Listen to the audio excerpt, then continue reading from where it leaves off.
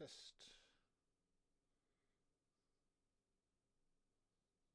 Test, test, test. Okay, we're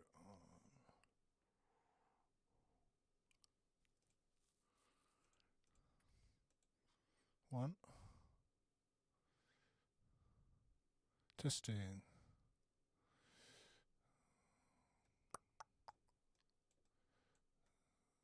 Center, center.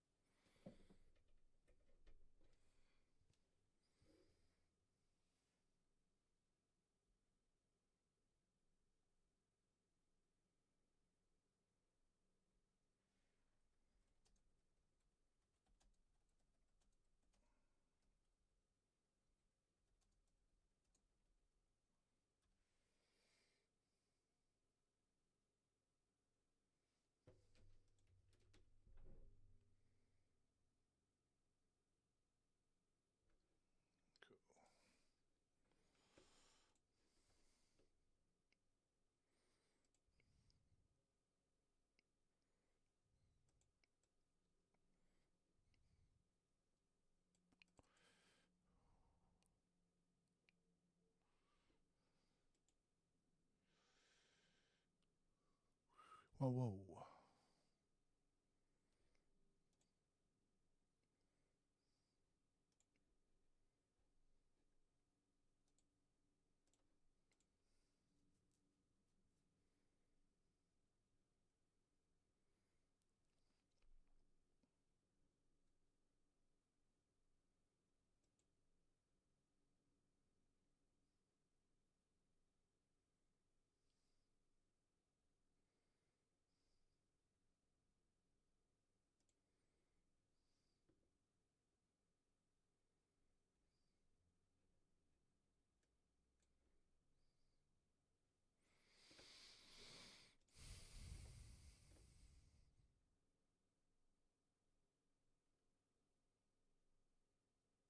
Check, check, check, check, check, check, check. 1, 2, 1, 2. Testing audio. Testing, testing, testing, testing, testing, testing. We are testing audio. Microphone.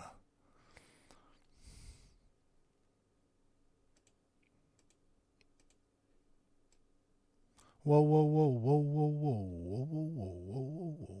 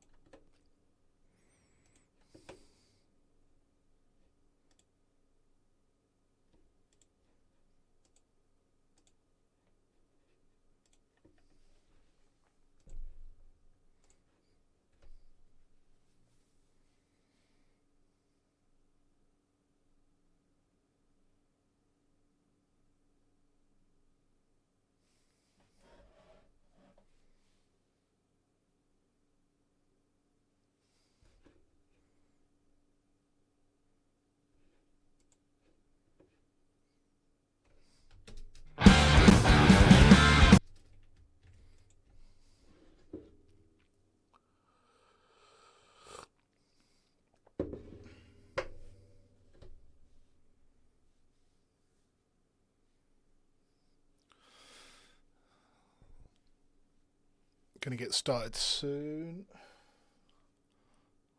If there's any issues with audio or anything, just let me know in the chat. Hey Jack, how you doing?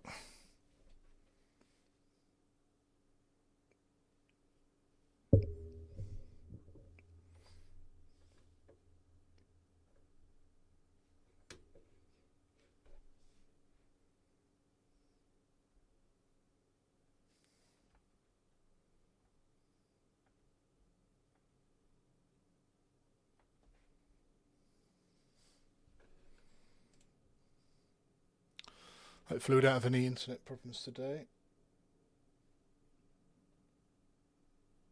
Seems like it's streaming alright.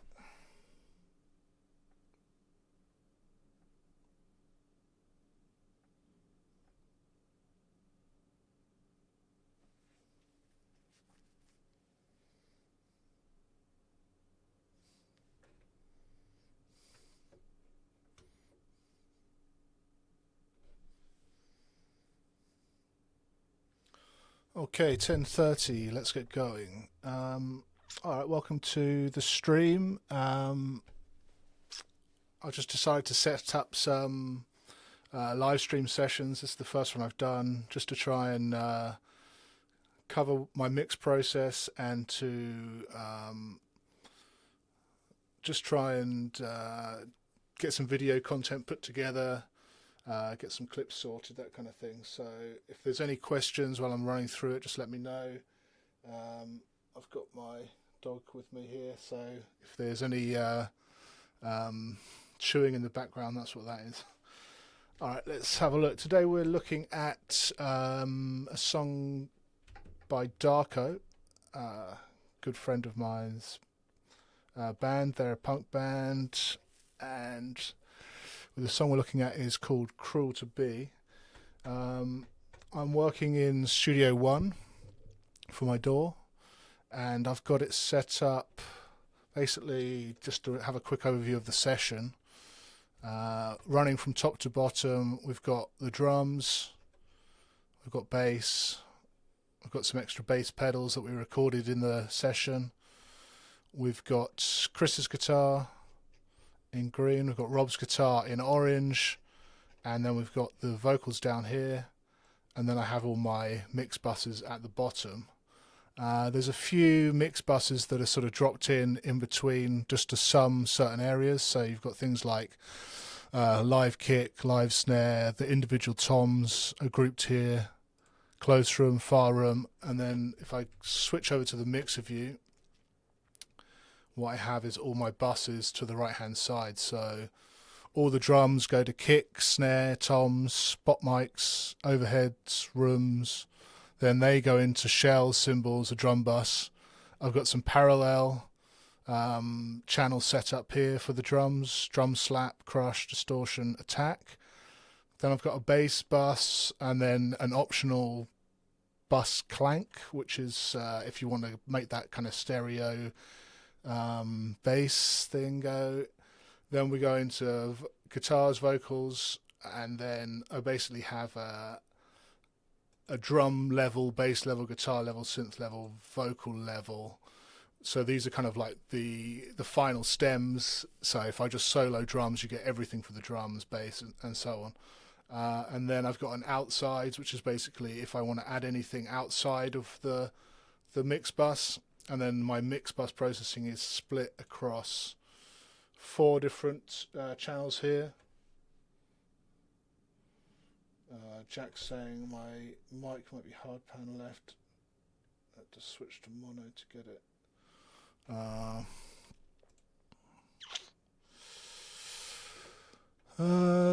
Mic 9 centered. Let's have a look.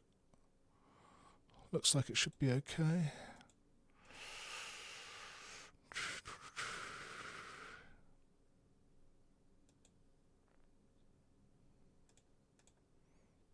Mic 9, center.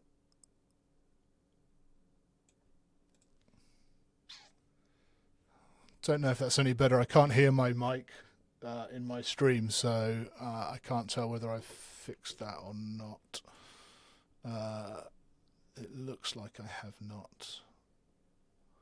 Alright, not sure exactly why that is.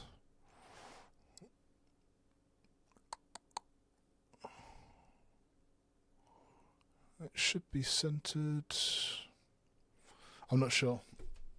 If anyone has a solution, let me know. If not, I'll just crack on, and I apologise that the mic is only in one ear, and I'll try and fix it for the next stream.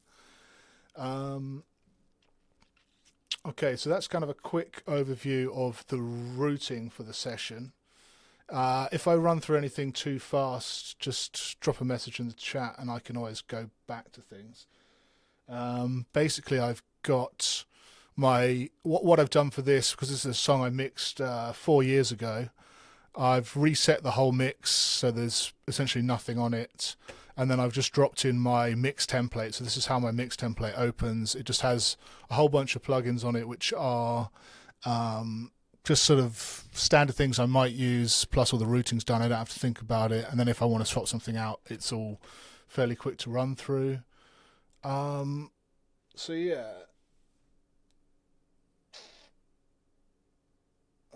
Jack's saying there's a way to mono it somewhere in OBS.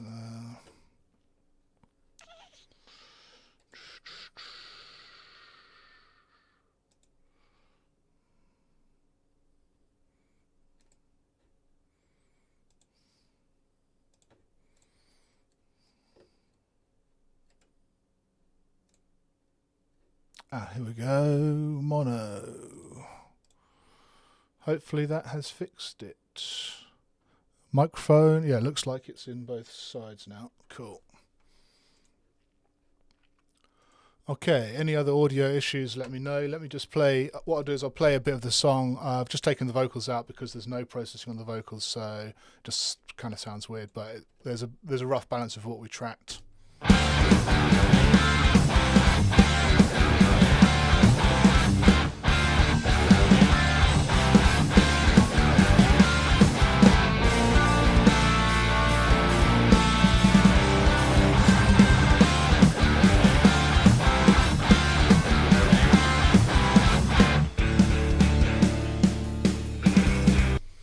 Okay, so I think you get the idea.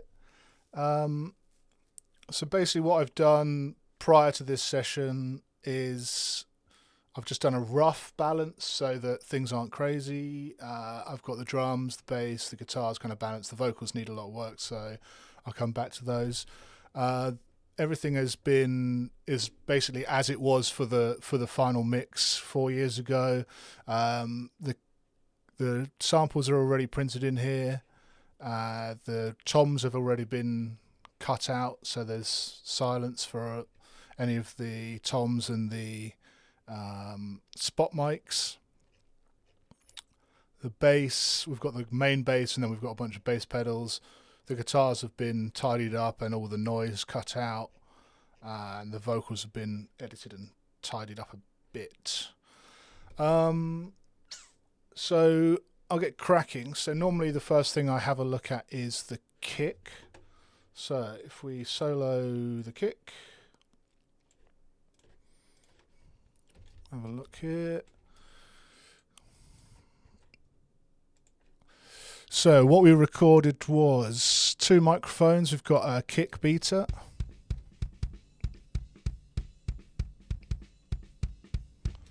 And we've got a kick out. And then I have added a kick trigger.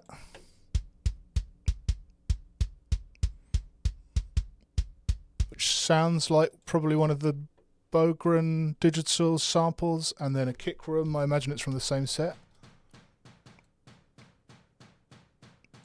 Yeah, I think so. Okay, cool. So the first thing that I would normally do is basically group the live kicks together and just do a little bit of treatment on the live kicks. Jack's saying you can hear everything now. That's great. I appreciate your feedback, Jack. That's fantastic. So live kick. Let's have a quick look at the live kick. So I'll just do this separately from the kick samples. Just clean up any bleed, that kind of thing. So we'll get a balance between the two going.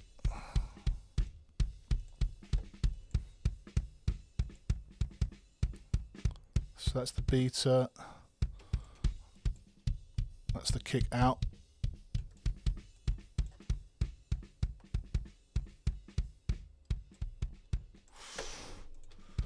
And then we'll do a little bit of gating.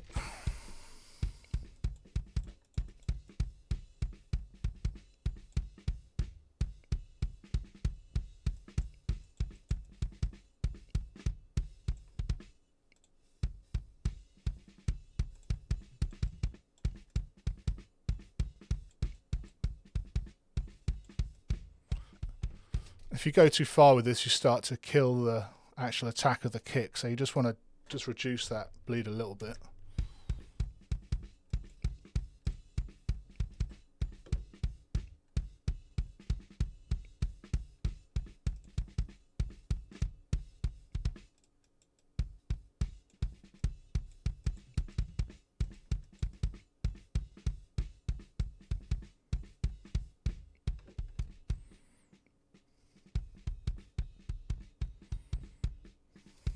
Cool. And then I could try a little bit of EQ. Sounds a little bit muddy in the low mids.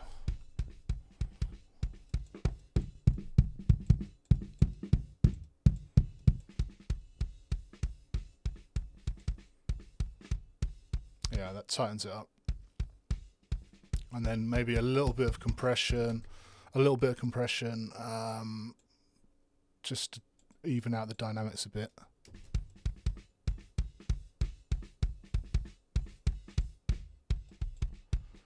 I normally find this SSL channel strip, the compressor just sounds really good when just these bottom two lights are just tripping.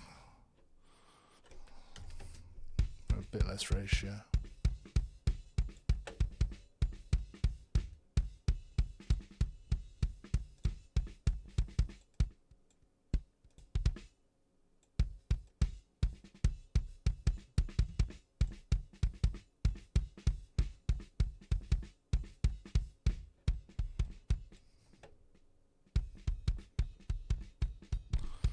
Cool, that sounds pretty good for the live kick. What I would do is I will start adding in the kick triggers. I know that samples are a little bit controversial with some people, but generally I find if you want a modern sounding production in these kind of genres, they are pretty much essential. So I've got the live kick here. This is the kick trigger that I've added. So let's blend that in.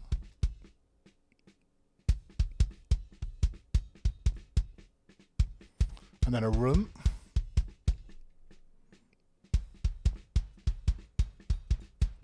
Just gives it a little bit of space to sit in. Feels like there's a kind of high mid thing that I don't love in that. Yeah, this kind of clackiness I'm not really liking. It sounds a bit more natural to me. Okay, so once I've got those set up, I'll then move over to my mix buses. So what I have on my mix bus for the kick is essentially EQ, compression, a bit of tape, the SSL channel, saturator, and the JST clipper. Normally what I do when I'm mixing is kind of do like a back and forth between, like you'll notice I'm not doing top down mixing, so I'm not turning on the master bus stuff quite yet, but I'm going to do like a bit of top down mixing within each individual channel. So rather than EQ it, then compress it, then saturate it, kind of can confuse your brain a little bit. You can end up sort of going backwards and forwards a bit more. What I often do is do a little bit of tidy up EQ, and then I'll add some of this saturation, some of this clipping, some of this other stuff in, so you start getting more of that process sound before I finish the shaping. You'll see what I mean as I go through it. Jack's saying, always interesting seeing people using the channel strip. Yeah. I do tend to mix between the, your pro Q for your detail stuff, and then the channel strip. I guess I've just used it for so long. I've had since the Waves one. It just kind of, it's quite just makes sense. It's quite quick to just work around it. You got your gate, your compressor, bit of EQ. It normally just helps level something up quite quickly. And he's saying, interesting that you've got the kick room routed with the close mic stuff.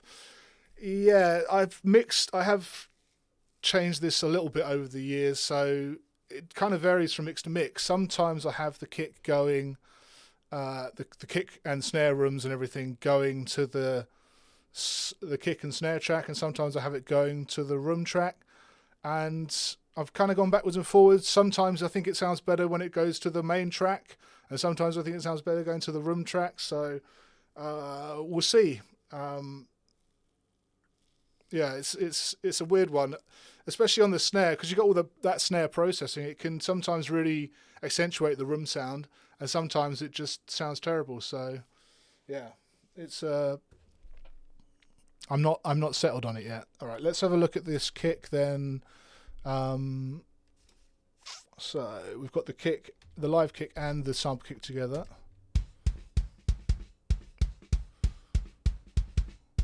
So normally what I do is just start getting a bit of this going.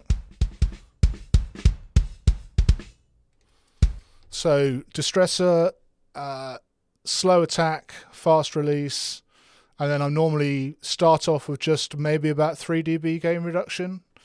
That normally just sort of feels like it's leveling it up a bit. Tape, slate tape, I know it gets a lot of hate, but for some reason I just love it and just makes stuff sound better to me.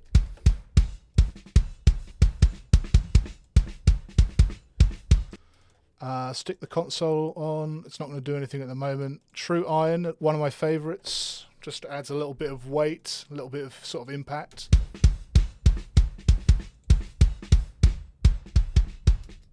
And then JSD clip. Don't go too heavy with this, but just a little. So that's normally what I do. So it's kind of like a top-down mixing within the individual sound, if you like. So rather than the whole mix, I've just basically processed the kick, and then I can go back and EQ it now that it's got the processing on it. So I am doing this in solo. Normally, I know it's a lot of people recommend don't mix in solo. I generally just go back and forth between kicking it into solo, getting some basic stuff done, hearing it in the overall blend, and I guess it's kind of like an experience thing. Once you're at a certain point, you will be able to do this much easier. But if you're just beginning, it probably helps to focus more on mixing as a part of the whole mix. But this is kind of how I do it. So okay, we've got Pro Q as our EQ. First thing we're going to do is a bit of a high pass, take out some of the super subs.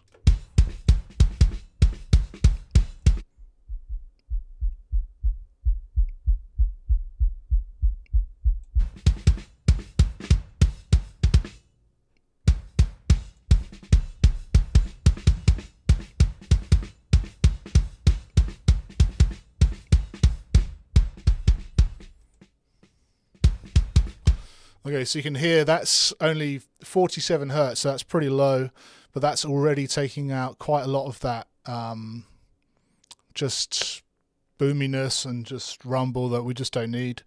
Next thing I normally do is have a look in this kind of 200 to 300 hertz, this kind of boxy area. Yeah, this kind of stuff. Tip a bit of that. And then the same with this sort of 500 hertz. It's another sort of boxy area on the kick. Definitely don't want that in a sort of punk kick. And something I've started doing recently, which I saw on Lassie Lemert's stream, was a little cut, like a steep cut in this kind of region, one of the sort of first harmonics of the kick, and it seems to tighten the kick up quite nicely.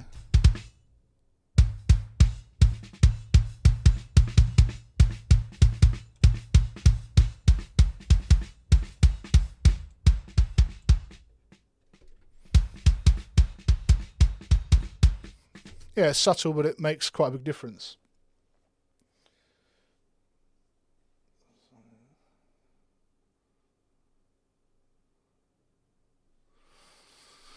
Cool. So, sorry, I've got the chat on a laptop over to my right, so that's why I keep turning to the right just to see what's going on with the chat. So the top end of the kick, we kind of need to hear the context a bit more with the mix. It's going to be, the levels are going to be out, but at least we'll hear how it sort of sounds with the rest of the song.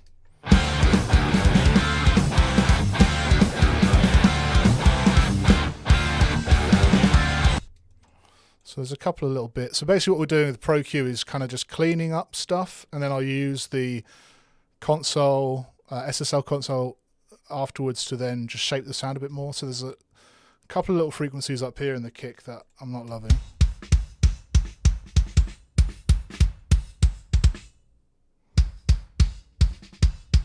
This kind of stuff.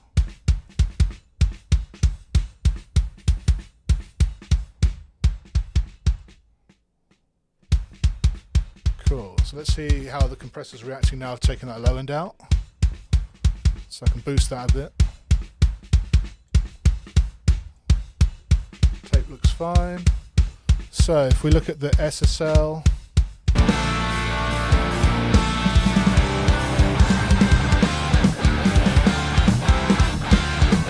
you can probably get away with a tiny bit more compression on the SSL. Again, I just like to have this ticking into this box.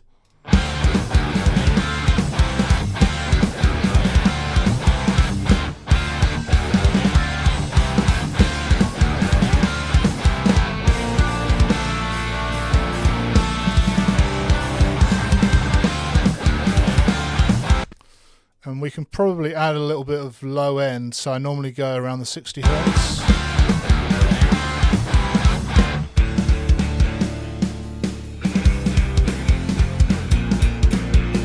And then maybe cut a bit more of this low mid. This is the sort of stuff I'll come back to quite often in the mix because it's really, it's just making space for how everything else fits in the mix. So low mids.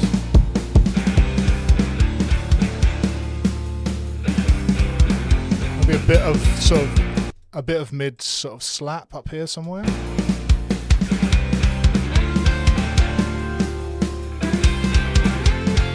Sounds quite good for this track.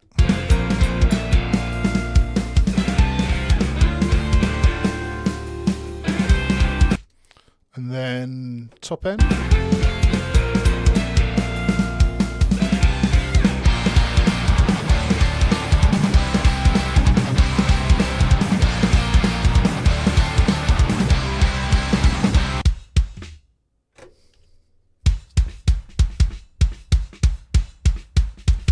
Okay, so that seems pretty good to me.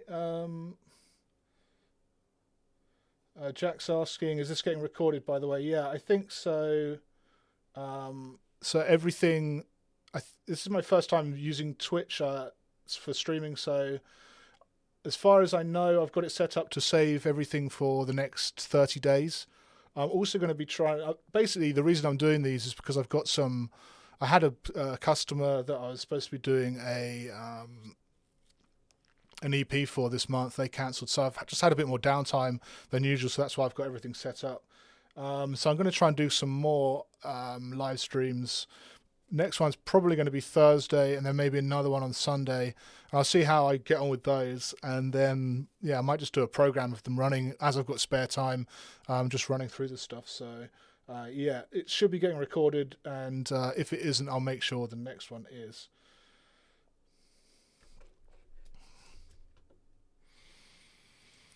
Okay, so I think that's pretty good for kick for now. A lot of the stuff I end up doing is going backwards and forwards, so I don't try and spend too much time on one thing. Just get a sound that I'm pretty happy with, and then move on. Otherwise, just lose perspective, get lost in the reeds a bit. So let's move on to snare. So snare, we've got again over here. I've basically got the top snare and the bottom snare, and then they are going to this live snare bus.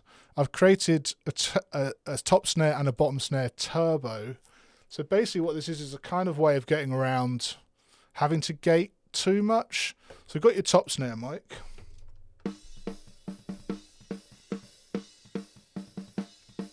Sounds pretty good, quite a bit of bleed. Bottom snare mic, probably similar. Pretty similar. So basically what I've done in my mix prep process is create this snare snare turbo track. So it's a duplicate of the top snare, and then I've used drum leveler to just bring all the hits up to a more even level.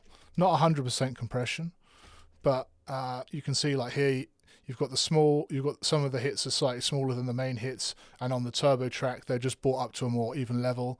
And then I've used Black Salt Silencer, which is this plugin on here, just to clean up the bleed. So essentially what you end up with is a cleaner version of the snare. And then the same for the snare bottom. And then when you run them all together, you still have a bit of bleed, so you haven't completely killed that, the ring, the natural vibe of it.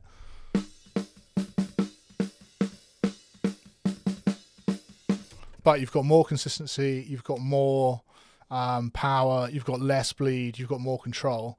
We might still need to do more gating as we go on, but that normally gets me quite a lot of the way there. Oh, Javi, how you doing? Good to have you. So live snare, I've got these 4 tracks going to this bus. I had a bit of a play around with this yesterday just because when I was setting up the session. So essentially what I did was I dropped in at Pro Q. Let's just reset this. Okay, so as I've done with the other tracks, what I'll do is compress a bit first so that I can hear more of what's going on, and then work back into the EQ. So I've got the UAD Blue 1176. It's on the classic settings 7 and 3. So super fast release, medium fast attack. Let's have a listen.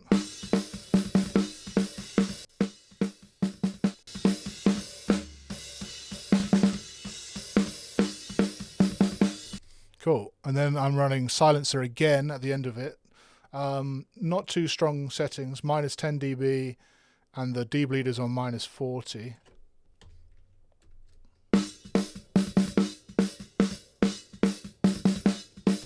Just cleaning up a bit more of that bleed. I don't try and go too crazy with it. I know a lot of people really try and get the bleed to basically 0, but I normally find once it's in the mix of the cymbals and everything, it normally sounds fine. And if the bleed is too much, we can bring it back later, but I just feel like don't go too far with things, and then you can always bring it back.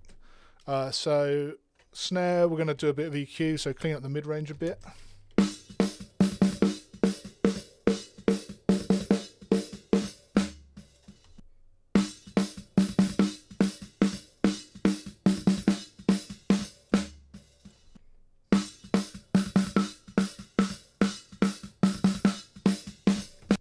So we're basically just looking for frequencies that we don't like. I'm not trying to completely change the snare sound at this point. I'm just trying to just remove a few frequencies that are building up and just make a bit more space.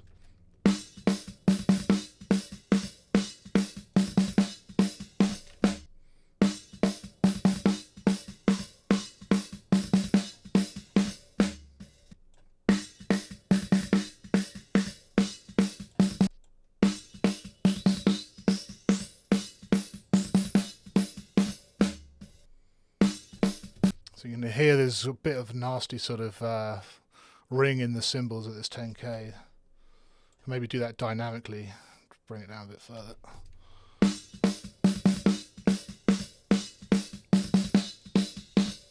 And something here in this 4K region as well.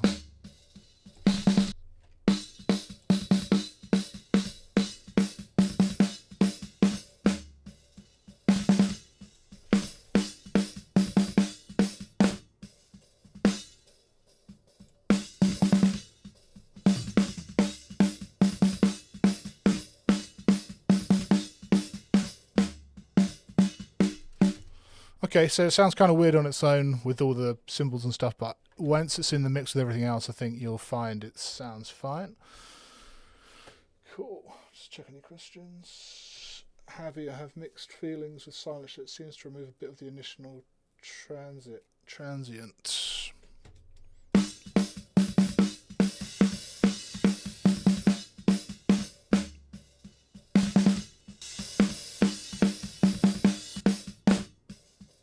Yeah, maybe if you go stronger with it, it seems okay. I'm only doing a little bit. I think maybe if you go with the default settings, it's something like this, isn't it? Yeah, which does kind of mute the whole thing a bit, so I don't want to go that far.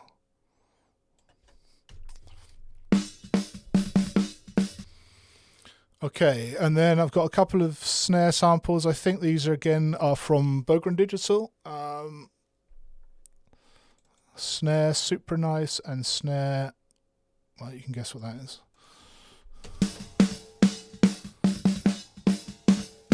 So again, I'm just using the 1176 on these, Blueface.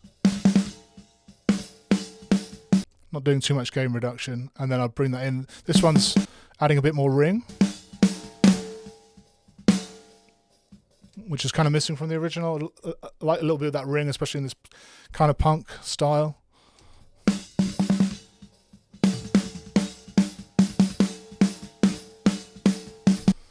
And then this snare is, I think, a bit thicker.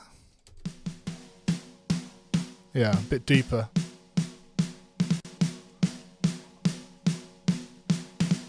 So again, 1176, I'm just doing a little bit. Something in the mid-range there I don't like.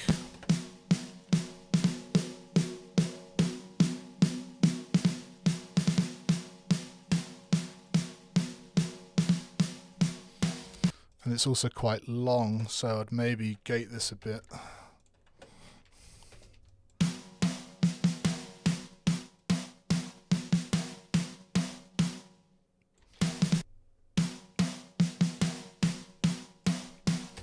Okay, so let's go back to live snare and then blend them in.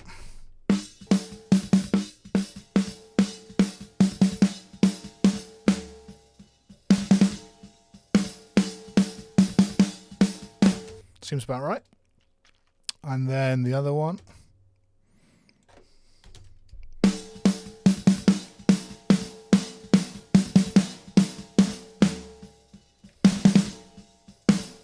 Cool, sounds good to me. And then I've got a bunch of other samples. So I've got a room sample, and then I've got some samples which are for different sections of the song. So I've got a tight sample for this middle section. I've got a large sample for some of the heavier bits, which drop in and out. So let's add the room sample in.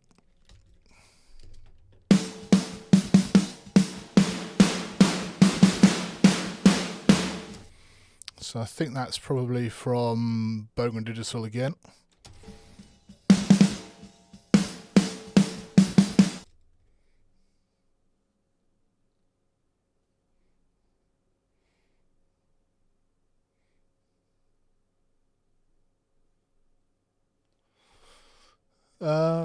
Jack's asking about the 1176 Blueface. Only needs a tiny bit of input. Yeah, it's right down here. I'm not sure. It's got this headroom thing as well, which I guess allows you to have more, use the input gain more.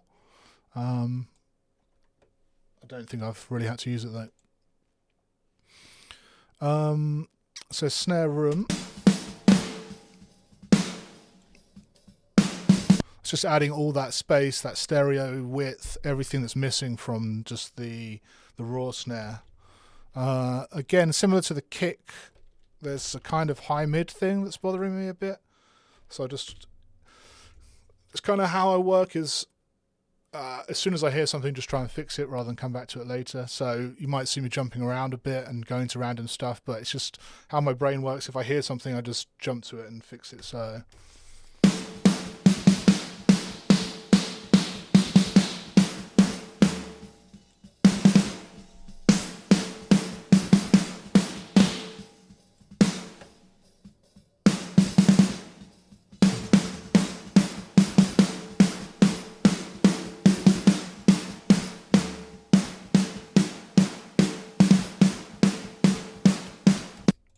Yeah, so that sounds pretty good.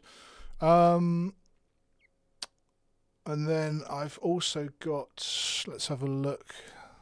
So in the heavy sections, I've then got an extra large room. So let's have a look at that.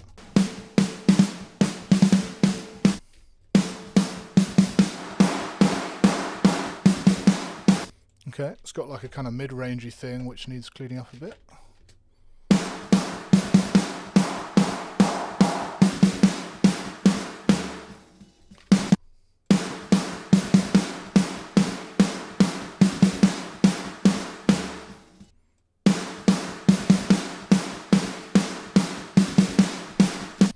Cool, and I don't think I would have that very loud. It's just to add a bit more size in the heavy sections, but we'll see once everything's in the mix.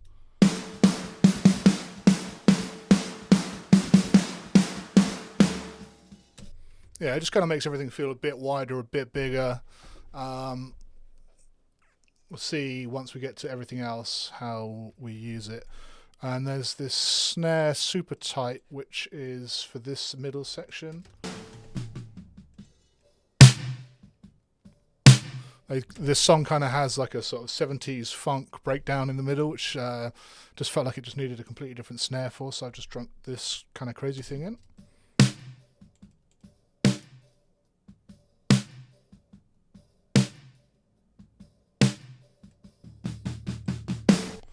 One thing I haven't mentioned is obviously phase relationship. I guess because I'm opening an old session, I know that basically I've just checked everything and the phase is generally okay, but normally what I'll be doing is going through and checking the phase relationship on everything.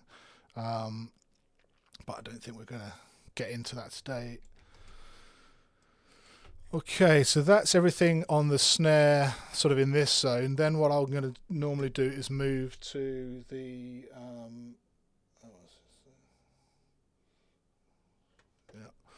then I'm going to move to the snare bus over here, and then I'll do a similar thing that I did with this kick, which is essentially putting some of the processing on before I EQ it. So let's get into that.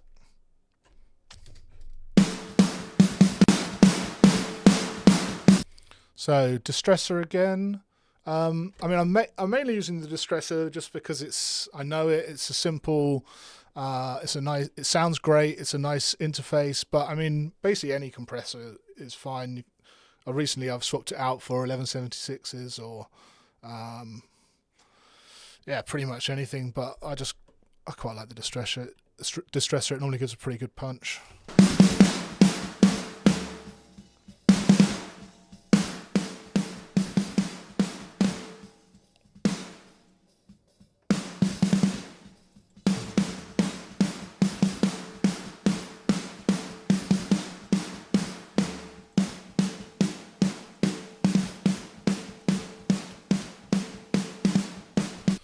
Cool, sounds pretty good. And then tape, slate tape again.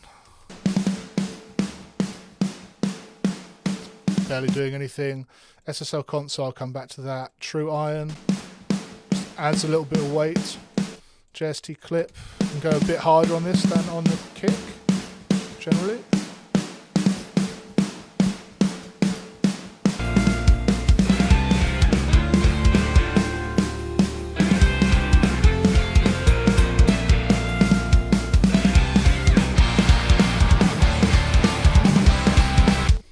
Cool, let's have a look at the overall EQ of the snare. I think it should be fine since we've kind of cleaned up the live snare and some of the samples separately, but we'll look at how it works as a whole. It's sounding pretty good in the mix, but we'll see if there's anything we can clean up.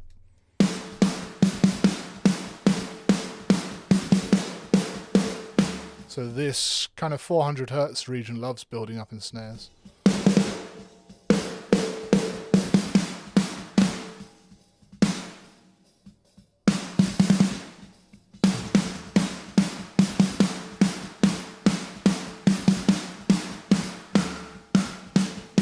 Kind of submarine sound. I don't think we really need that.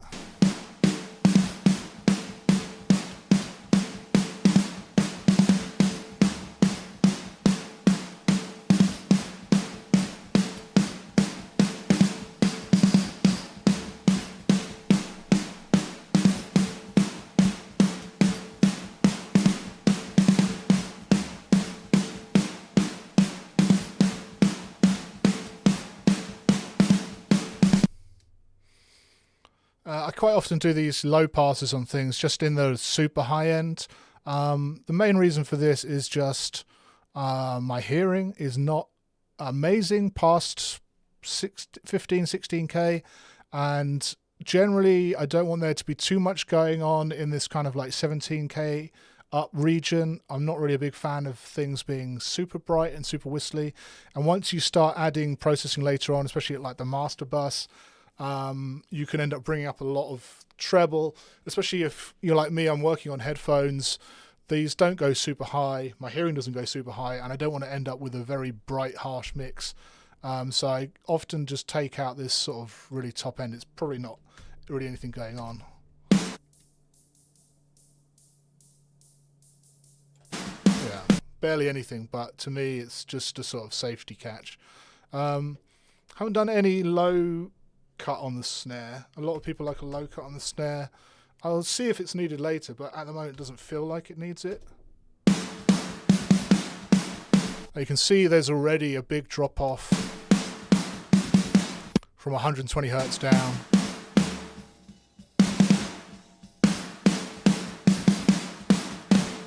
So I would probably leave that at the moment and see if it comes back to it. Jack is asking, how are you gauging the clipping on JST? Yeah, so I guess I've used it enough to kind of know where it sits. Normally I have most of my tracks kind of sitting around the 0 dB mark, and then I use a mix, what in Studio One is called Mix Tool, or in other programs it's called Trim or Gain, and I just basically turn down my master. I try and keep everything pretty loud on the channels. So normally it's hitting about 0 dB anyway, so JST clips kind of annoying that you can't see how much it's doing, but at the same time it just makes you listen to it. So I guess you can really crank it, like if it's a really metal mix you can really go. Still sounds pretty great. I just know from experience that for my snares I'm normally around this 3 mark, and for my kick I try and keep it 1 or 2. It might not even be doing very much at all clipping, but it's just stopping these from going over, and if there is any peaks it's just, I mean, you can see basically it looks from the meter in Studio One that the loudest snares are just being clipped, and then some of the other snares are just sitting a dB or so below it, and similar with the kick. So yeah, it's just listening to it. And I mean, clipping again is a bit of a controversial thing. Some people hate the sound of it, some people don't mind it. I normally find in anything kind of heavy, you know, punk, metal, it just helps that you know, those shells really compete with the rest of the mix. Alright, so that's kick and snare. Let's have a just quick check on the questions. Don't think we've got anything else. Cool, so let's have a look at the toms. So for the toms, we've got a rack tom and a floor tom, and both of them I've already added a sample. I can't remember what it was, but it was, again, possibly Bogren Digital, sometimes quite like the toms from the Terry Date set as well, so it could have been those. It was 4 years ago when I did the original mix, so I'm not sure. I'm not trying to recreate the original mix, I'm just trying to use it as a template to show my workings. And let's have a look. So we've got tom, we've got the original rack tom and the original floor tom. Might be a bit quiet, sorry about that. So basically what I've done is I've gone through and I've chopped the audio and I've just done a fade on each side, just to clean up the bleeds. That's a manual job at the start, so you can see that. And then I've just used trigger to layer a tom on tom sample. Just adds more length, more impact, more everything basically. So what I would do is go through and start off with kind of how I did it before, which is essentially adding a sort of semi top down version of the toms to the tom bus. So again, clipper, true iron, I've got a pull check, I'm probably not going to need an EQ because they're separate, and then a compressor. So let's have a look at the compressor.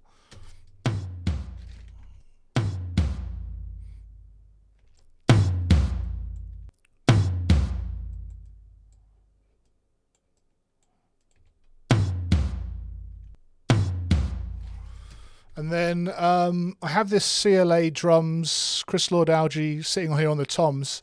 Sometimes this sounds good. This is kind of one of those things where it's just I just have to try it, and sometimes it makes toms sound great, amazing, and sometimes it makes them sound too scoopy and weird. But I just normally leave it there just to try it.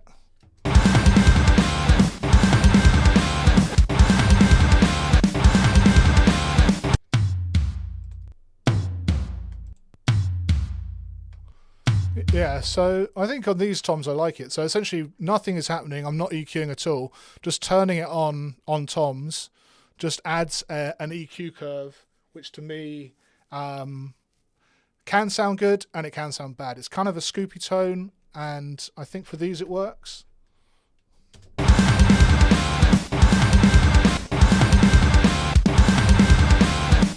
Yeah, let's try a bit later in the song where there's some more toms as well.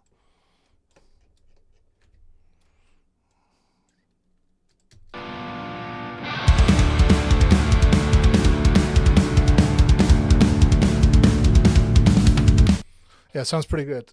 Okay, so once I've kind of done that, I can then go back to the individual channels. So there's 2 here. So we've got Tom 1. I'm using Pro Q again. This time we are going to have a low cut, just in case there's any... We don't want anything below the fundamental, really. Dig out some of it. I pretty much always dig out this low mid-range just above the fundamental on the toms. Unless you want that kind of really impacty tom. To me it normally sounds bad.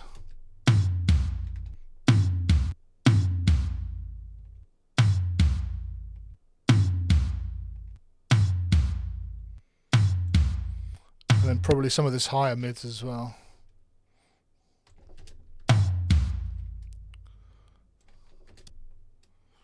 And let's set up a loop.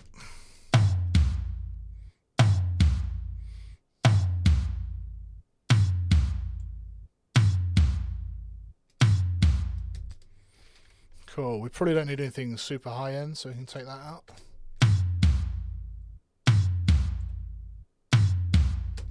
And there's always a little notch in the upper mid somewhere. That's pretty nasty.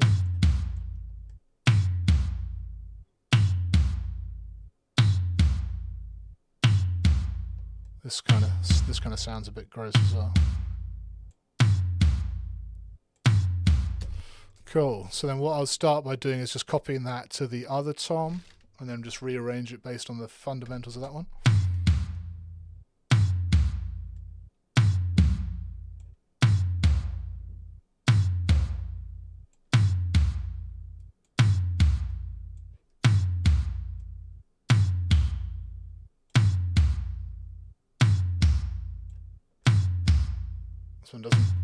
This one doesn't need this one.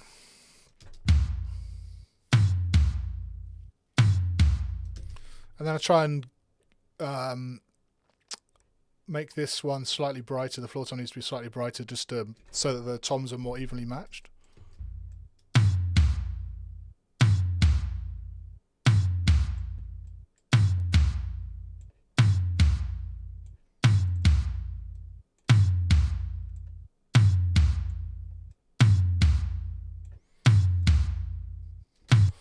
And this rack tom has a bit of a long tail, which I'm not a massive fan of.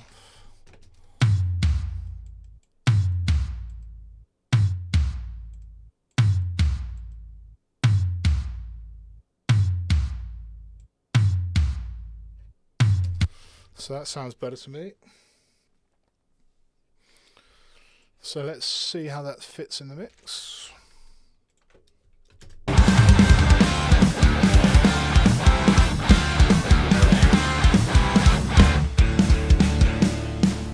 find somewhere with some more toms. Here we go.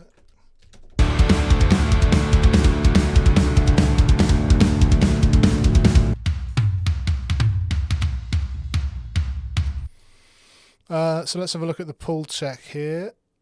We can normally do the classic pull tech trick, which is a little bit of a boost and a little bit of a cut at the same point.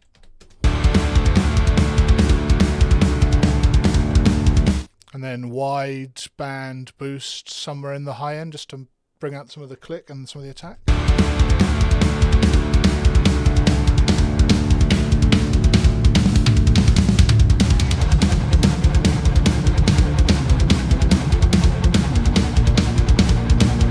So I think it's either 5 or 8 on this. Sounds pretty good on these toms.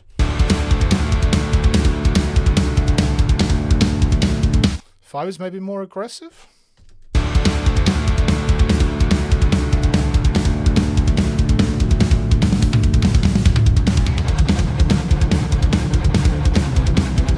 Cool, and then we can clip them a bit.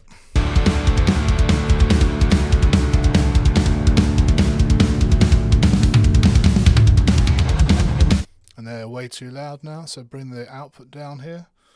I try and keep to this, with my mix buses, try and keep most of them around the 0 and then just use the trims on tracks.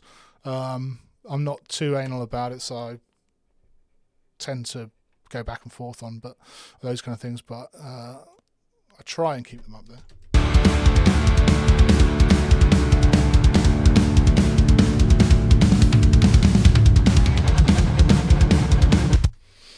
Cool, so that is the shells sounding pretty good. Any questions on shells before we move on?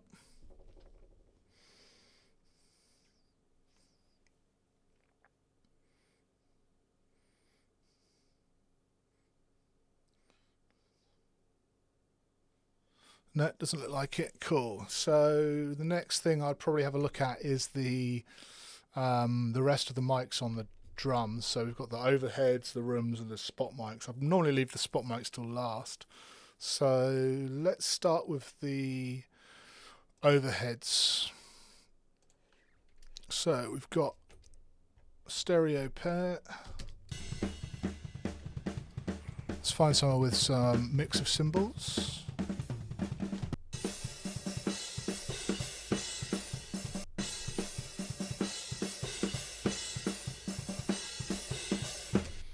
Cool.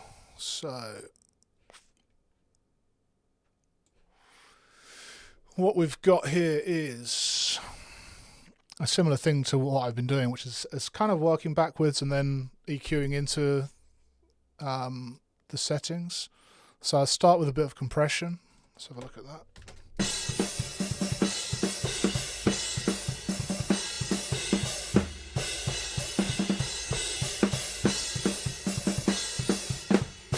So I've been liking this T-Rex white 2A. I don't know why, for some reason on cymbals it just kind of gives them a nice sort of glossy, shimmery sound. It's not too, it's only doing about 1 dB, but it just adds something.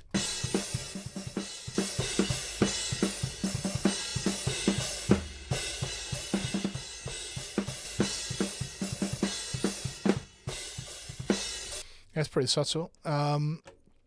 True iron on everything, just love it. Goldfoss we'll leave for now. Tape, we'll see.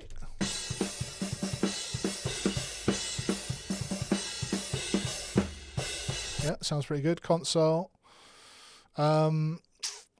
So before we get into the Soothe or the Goldfoss, I would normally look at the EQ. So let's drive in for that. There's lots of different ways you can treat the overheads. For this, I listened back to the original mix I did 4 years ago, and it felt like a pretty dry and tight drum sound. So I thought for today I might try and do the opposite, which is basically have more of the overhead and room sound in there. So I'm going to try not to take too much out. What you can do with overheads is basically take the drum kit out and just leave the cymbals. I don't think we're going to do that today. I think we're going to leave as much of the drum kit in as we can. So let's have a look at that.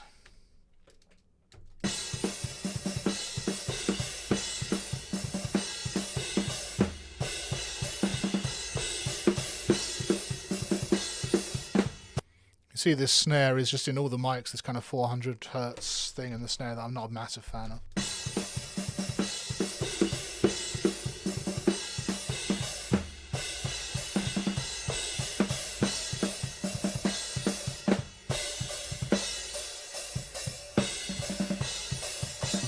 And that kind of whistly thing I don't like either. And then rather than doing a high pass, we can just do a low shelf and just remove some of the mud.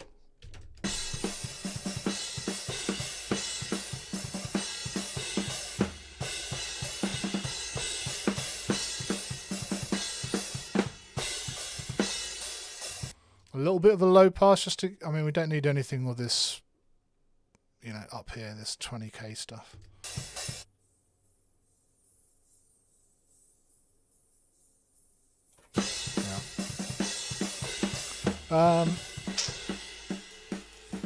Yeah, so this is probably the thing that I find the most difficult in all of mixing is the cymbal high mids. So what to leave and what to take.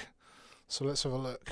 Basically just trying to get rid of some of these resonances without killing the attack, without killing the intensity, especially for heavy music. You don't want it to be soft, but yeah, it's a balancing act.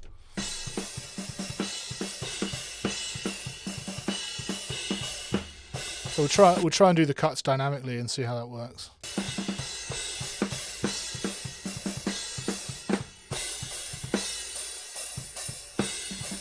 This bit's kind of gross.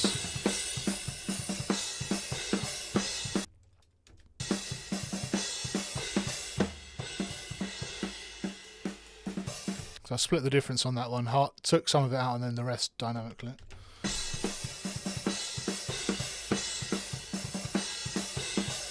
It seems like this 3K is more only on certain cymbal hits, so that works better dynamically.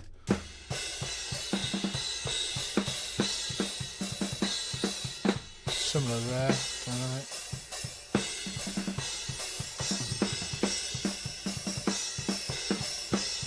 And there. That's kind of all the time.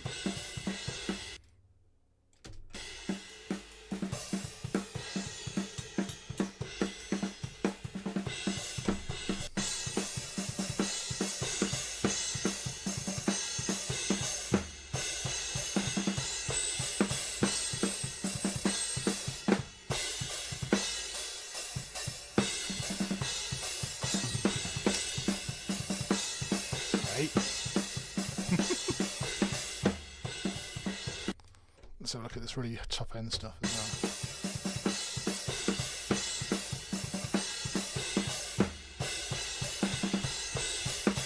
Kind of gross.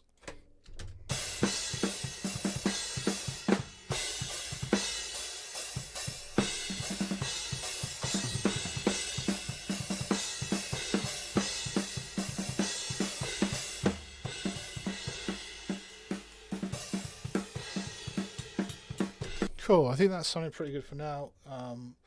This is probably something I'll have to come back to, but let's have a look at whether Soothe and Goldfuss are going to do anything for us. Let's have a look at Soothe.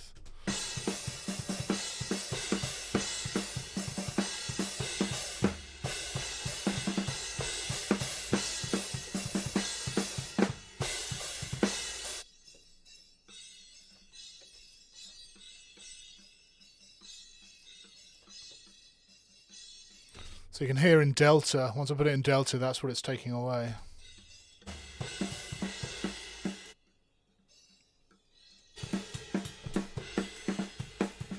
Might be too much, it's hard to say. It's definitely something I'll come back to. Seems okay for now.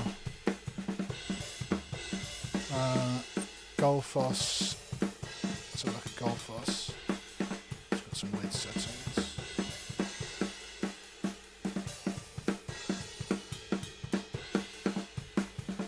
So with Goldfuss, I normally try and get it to ignore. I mean, it depends what source you're using it on, but for something like cymbals, it kind of ignore anything below 100 hertz. I don't want it boosting loads of low end, and I don't want it to go crazy in the top end, because sometimes it can really boost this high end stuff. Though you don't really want it to do that.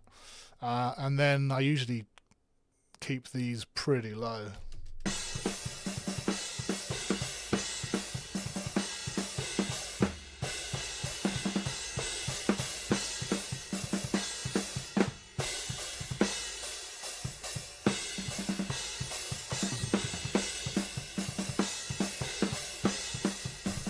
Cool, yeah, so I've brought it up even higher, almost 400 hertz. Basically, I just didn't want it touching the EQ moves I've already made on the kick and snare. I just want it to affect these cymbals and just make them a little bit smoother. Alright, so let's see how that sits with the shells that we've done.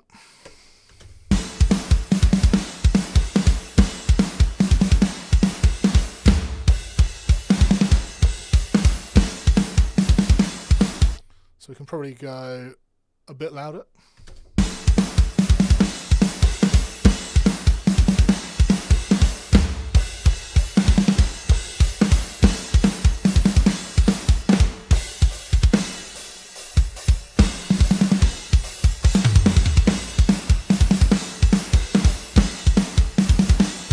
Sounds pretty good to me for now. It's another one of those things where like cymbal level, it's just a really hard thing to balance in the mix. A lot of people seem to just go very quiet these days and just have shells loud. I generally like to try and have the cymbals as loud as possible, but it feels like as the mixing process goes on, they often get brought down. So let's start with it there and let's move on. Next thing to look at is drum rooms. So these are the natural drum rooms. So we've the kick and the snare rooms we've sent to the individual buses. So this is just going to be the natural rooms. I've broken them out over here into the close room and the far room. So let's start by having a listen to the close room.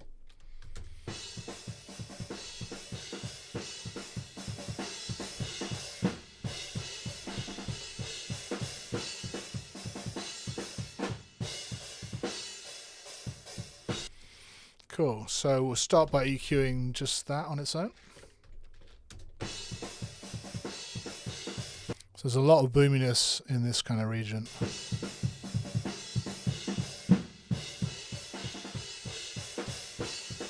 That sounds better already.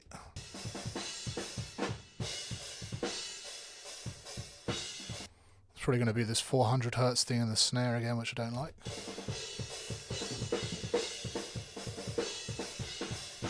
Seems like that's fairly dynamic, so let's take a little bit of it out and then do the rest dynamically.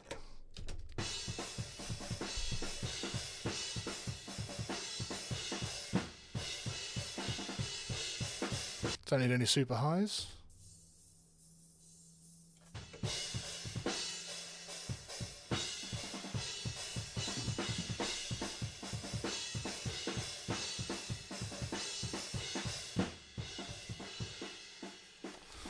And then we can try some kind of, I mean, there's lots of different options on rooms depending on how you want the drums to sound. We can try some compression, we can try some distortion, some devil lock, that kind of thing. So let's have a look at that. Let's try a tiny bit of just the SSL bus comp to start with.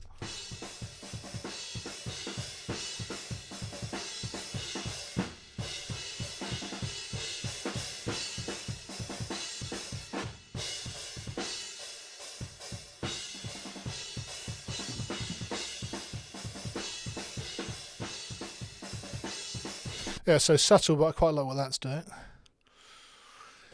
Let's try and clean up this mid-range a bit more. It still feels kind of muddy.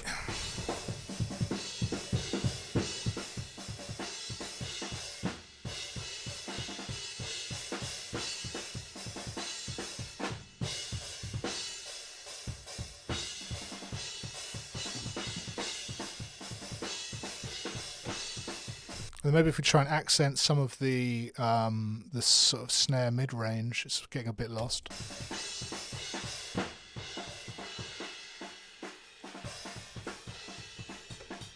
And then a tiny bit brighter, I think.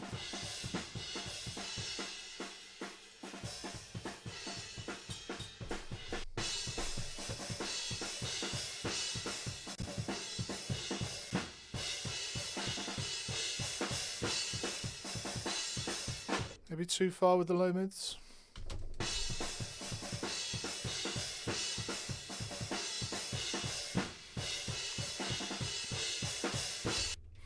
Okay, so let's have a look at the far room.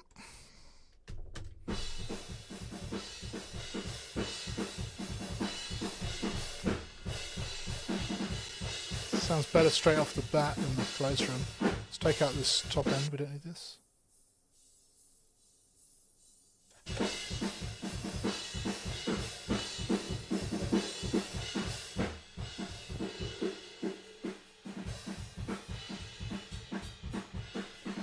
So again, taking out this kind of 400 region, which just seems to be inherent in everything and recorded in the studio. These drums are tracked at the ranch in Southampton with Daly, and they sound great. It's something in this kind of region is just building up on everything.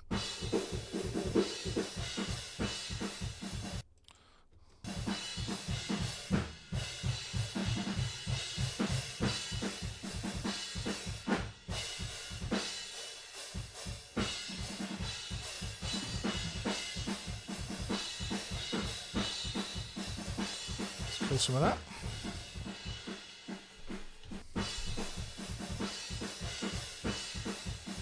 Cool.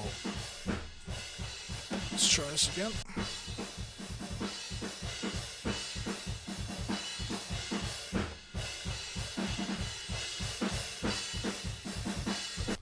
It's kind of amazing to me how, like, when I'm looking at Pro Q, I hear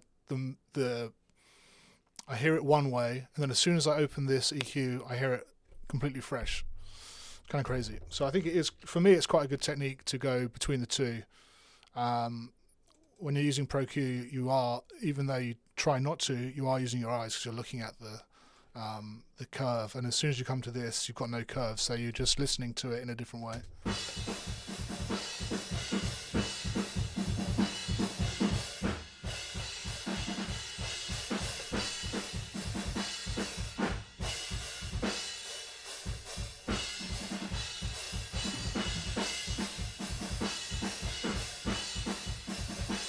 Alright, let's see how those sound together.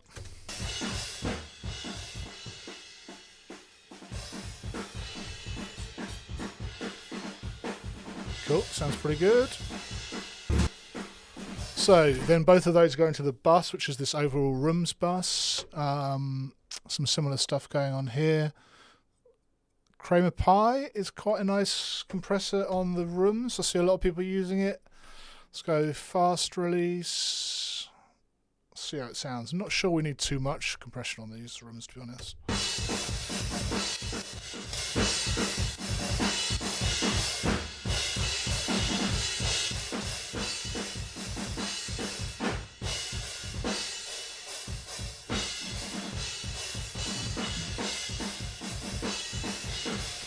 Sounds cool.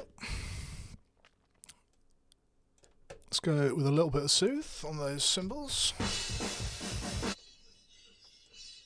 So again, the delta mode, listening to what we're actually taking out. Excuse me. It's all this nastiness sort of in this 4K and around region.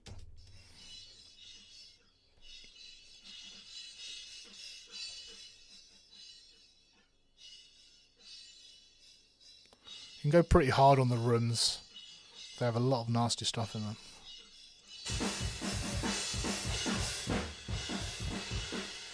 Cool. Bit of true iron. Bit of tape.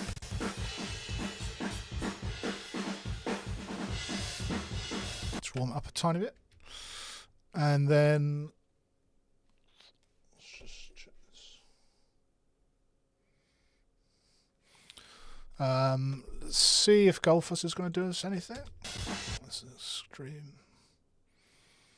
settings. So again, I don't want it affecting anything down here. It's just these symbols I want it to try and tidy up a bit.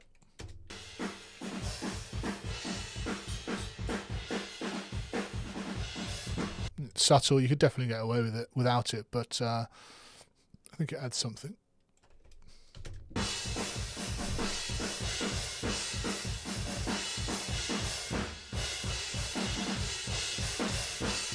Okay, so now that's in, let's have a look at the EQ of the overall room.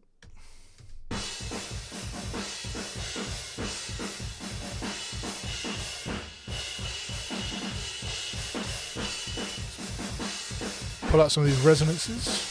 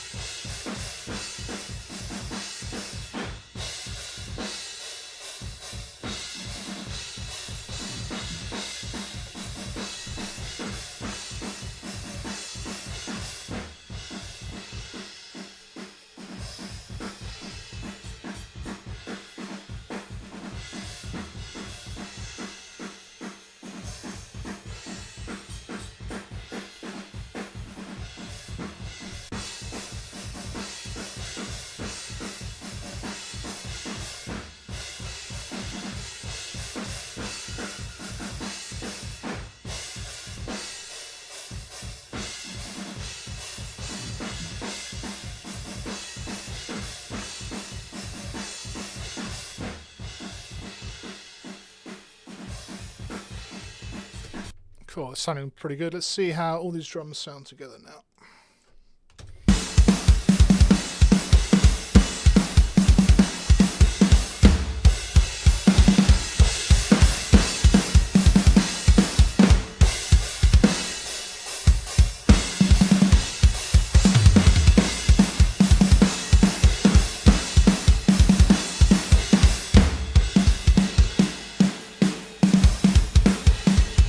Cool. Sounds pretty good. Sounds pretty. Sounds massive, but it still sounds kind of natural. That's kind of what I'm going for. I want everything to be huge, impactful, but still sound natural. I don't want it to just sound like one-shot samples or not drums in a room. So that's always my goal. Whether I achieve it or not, I don't know. But let's have a look at the spot mics then. So I normally leave the spot mics to last, get everything else balanced, and then you can just see whether you need them at all. So we'll work on the individual tracks. We've got hi-hats. Let's find a decent bit of hi-hat.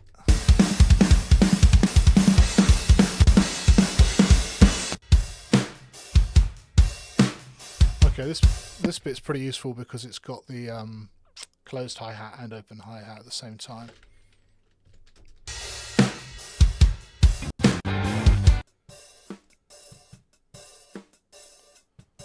It can normally help to have the hi-hat panned pretty far left, even though it might seem unnatural. It can just, once it blends in with the overheads, it can just make it seem wider. Let's go SSL again. Can take out all of the lows out of this. Compression, fast attack, and just smash it.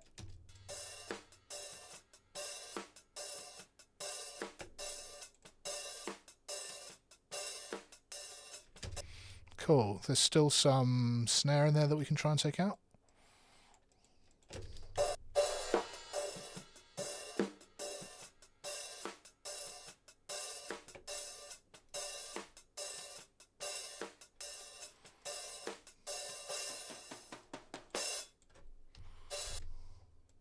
Don't need any super highs again.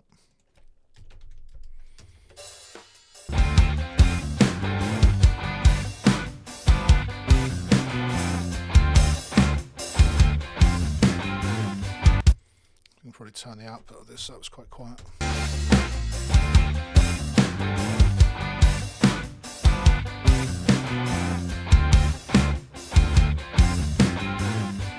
So it's just adding a bit of sense of direction, like the hi-hat is definitely coming from this left-hand side, and it's just adding a bit more detail to some of those hits.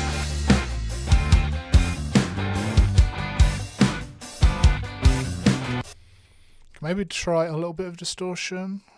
Try the distortion on here. That sounds pretty good. Maybe a bit of decapitator.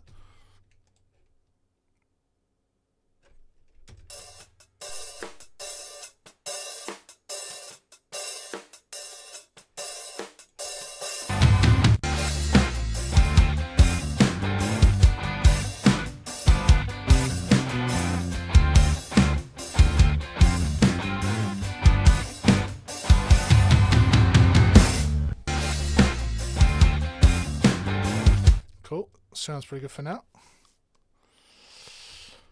Didn't use that track on this song.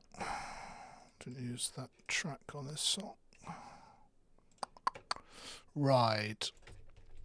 Ride can be a tricky one. It's pretty dynamic.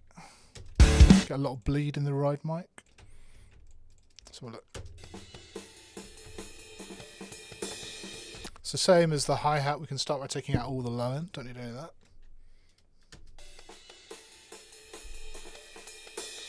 Don't need any of the super highs either.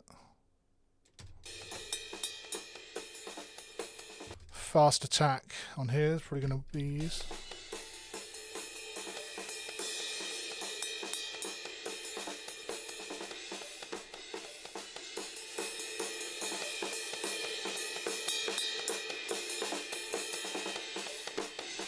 So some mid-range stuff I don't like. Let's get rid of that.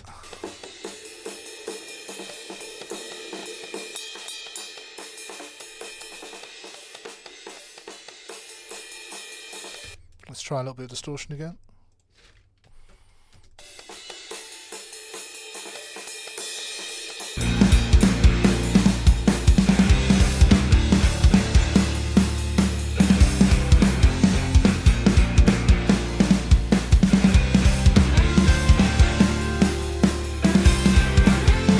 Seems a bit overly bright. Let's take out some of this top end.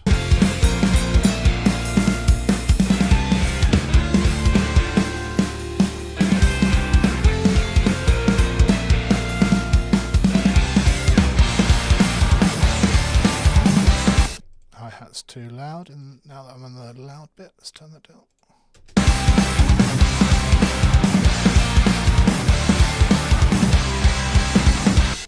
Cool. So let's have a look at the spot mic bus. This is just going to be a simple soothe.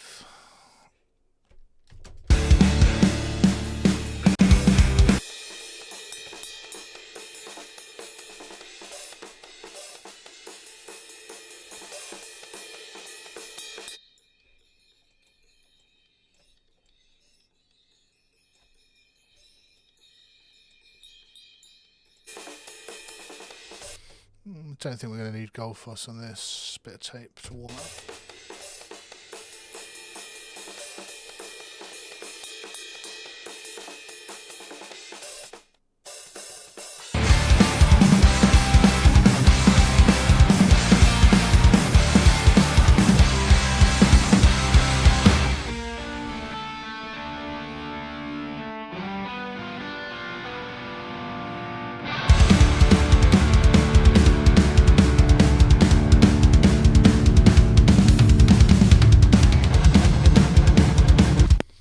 Cool, so that's all the processing done on the drums apart from parallel and reverbs. So I'm just going to have a quick listen through from the start and just see if anything stands out to me.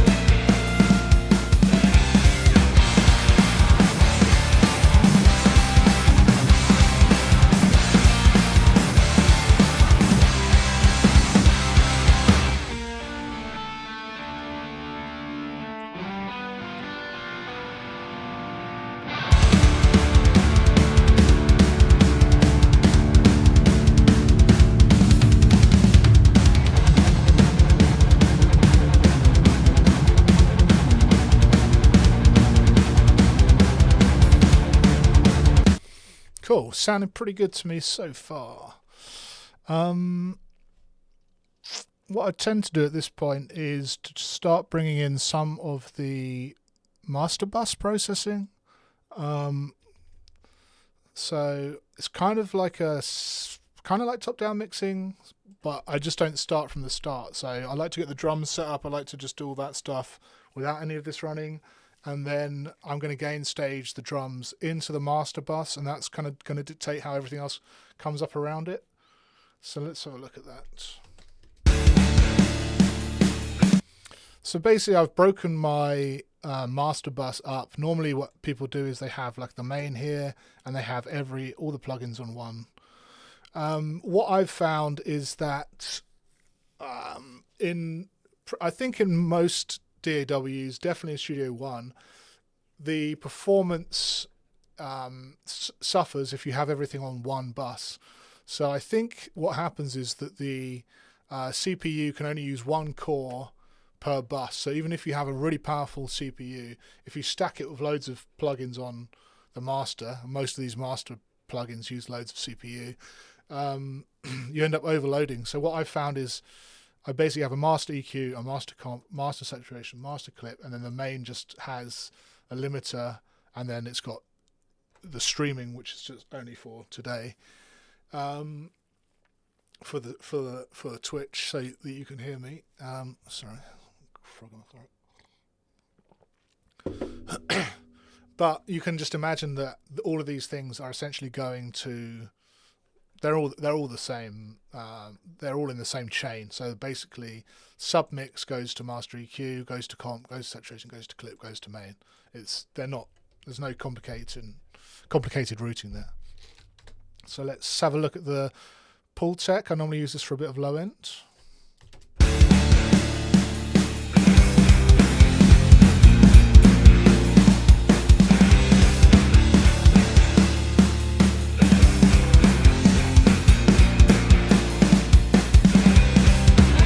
Sounds pretty good. I'm not trying to do anything crazy here, just subtly improve stuff.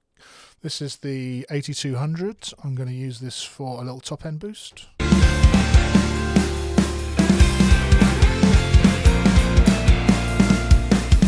Golfos I will leave off for now because it affects how you're EQing into it.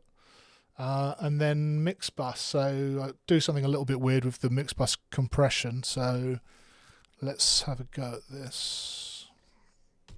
So basically the first one I've got is a low ratio, and then it's going to be a pretty fast attack, and then a fast release, and then I've got the sidechain filter up, so it's not hitting any of the kick, basically. It's only being hit by the snare.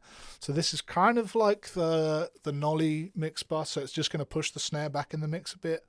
It's helpful, especially once we start getting the parallel channels in, the snare can really get pushed overly loud. And it's like you want that loud impact, but also you want it to be kept in check. So this kind of gives you the best of both worlds.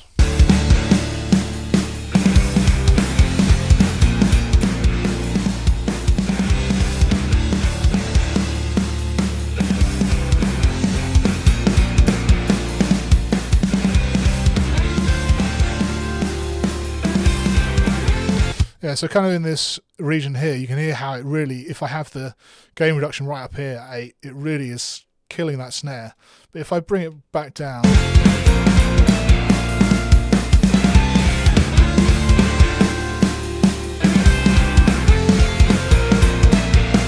just pushes the transient of that snare back into the mix a bit, so you don't have that really aggressive slapping sound that is just going to get in the way of everything else at the front of your mix.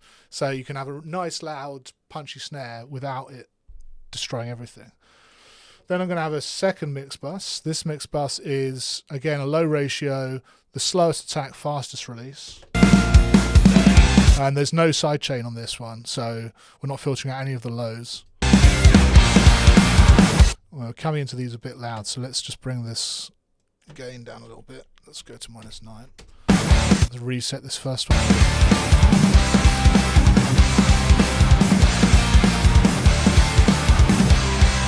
So second one, we're going just for a tiny bit, just barely moving the needle.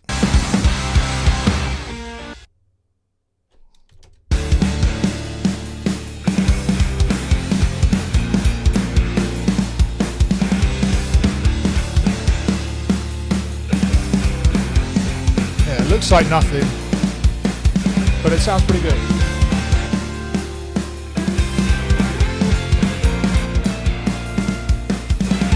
Just glues the whole mix together, the snares push back a bit, everything just feels like it's coming to life a bit more. It's yeah, it's not something I see a huge amount of people do. And then the third one, so again, 3 mix bus comps, kind of unnecessary. So this is the Shadow Hills Class A mastering compressor from Brainworks. This is kind of just like one of those plugins where you put it on and it just sounds great. So normally I'll have it barely triggering. Let's go to the heavier part of the song where there's more going on.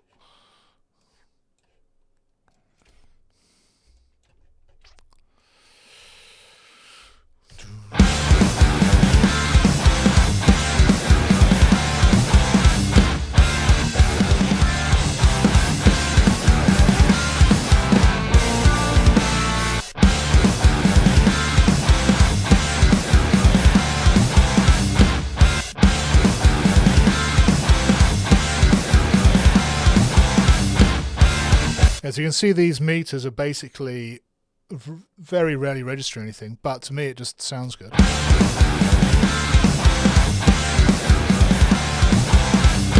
Just brings a tiny bit more glue together. It kind of brings the mid-range forwards a little bit.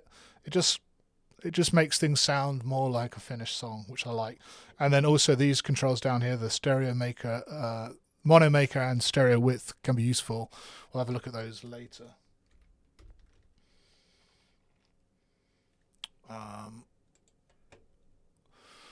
Then I'm basically running, again, probably what a lot of people would say is too much saturation, but I quite like it, so there we go. First up, virtual tape from Slate.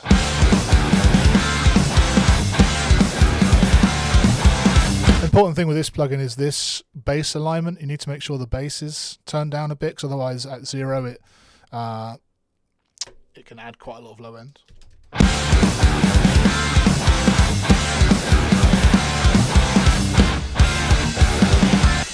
I've got Saturn. Saturn is running on this Magic Mastering preset, and then I normally turn the mix down a bit on here.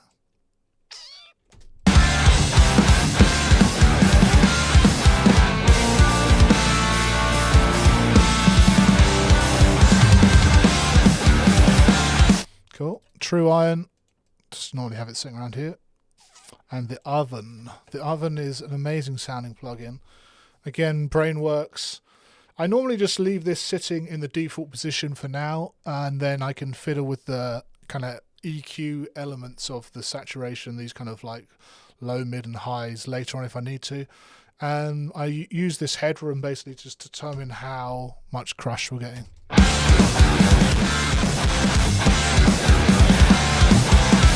So you can hear if I take it all the way to less, it's completely distorting, which is horrific. But if we kind of get it around here,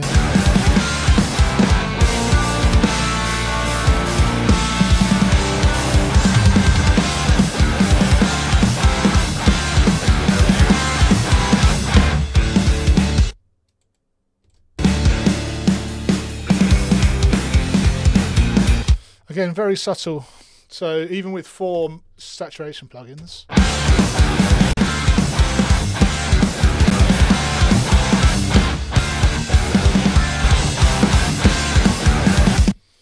I think maybe this one's too much.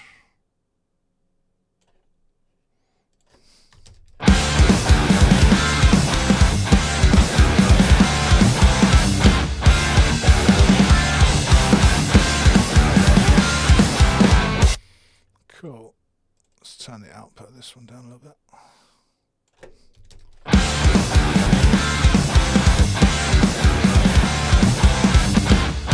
Yeah, very, very minor change, but it just kind of glues everything together, makes everything feel a bit richer. I've got a couple of questions. Jack is asking, have you tried out the Unfair Child? Yeah, I've been doing it on my mix comp duties.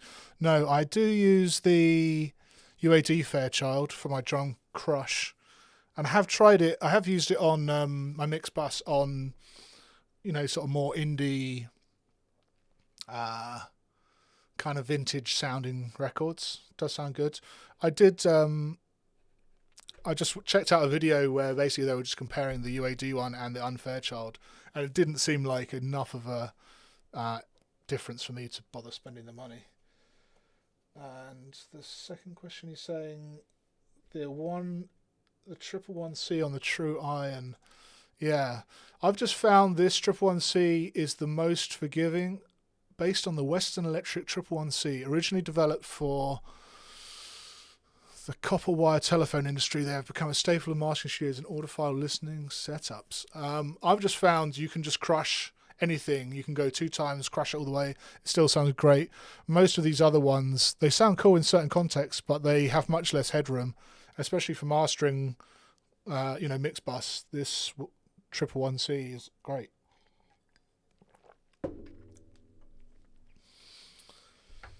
Jack's saying I like saturation for that sort of chewiness. Yeah. So basically what I'm doing is setting that there. I'm not trying to go crazy. I'm not trying to get the mix to final volume. I'm just trying to sort of see how everything sounds together now that the drum mix I feel like works best for me doing it without those elements, and then everything else I feel like comes together better with it in. I'll probably, depending on how I'm feeling, sometimes I do the parallel stuff now on the drums, and sometimes I'll bring it in later. I think the drums are sounding pretty good so far, so probably what I'll do is I'll start moving on to the next element, because, and then I can bring those in later. Let's have another listen.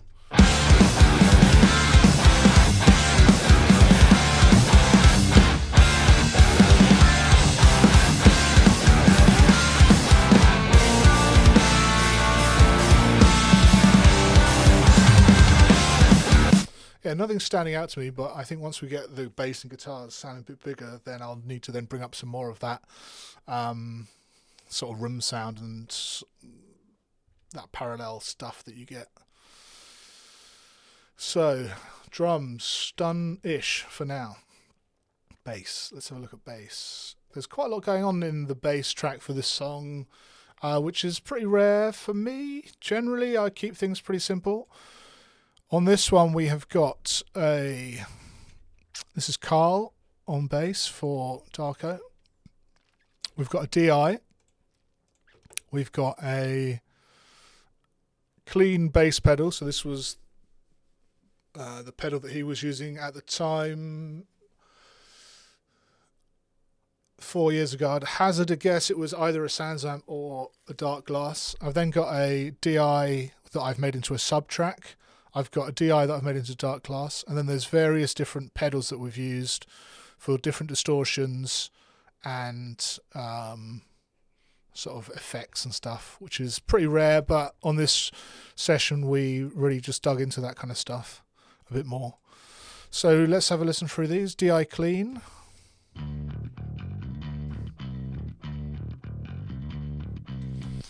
you've got DI sub. So DI sub is basically just using a sub frequency harmonizer and then limiting, so you just get this kind of subbier. It's not like a sine wave, but it's kind of like a natural sounding low endy bass sub sound. Dark Glass for that kind of crunch, and then we've got the bass pedal, more of like a fuzz thing. What else have we got? We've got this bass pedal. Absolute filth. Lovely. This one. That's the fuzz again. What's this one? Treble lever distortion. Cool. And then we've got this wild party FX.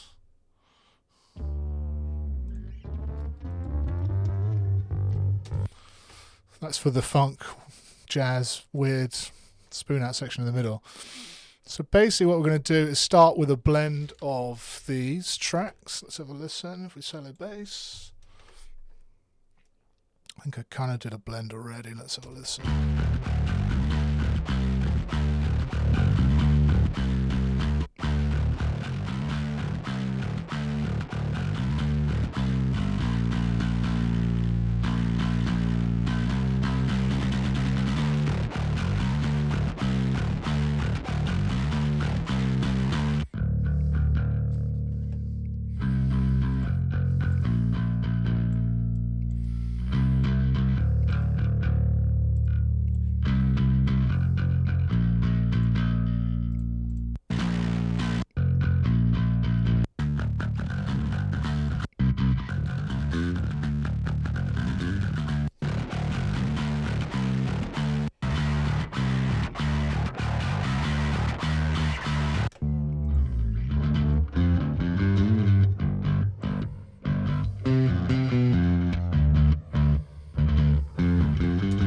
I think this bit needs to be on its own because it's an overdub.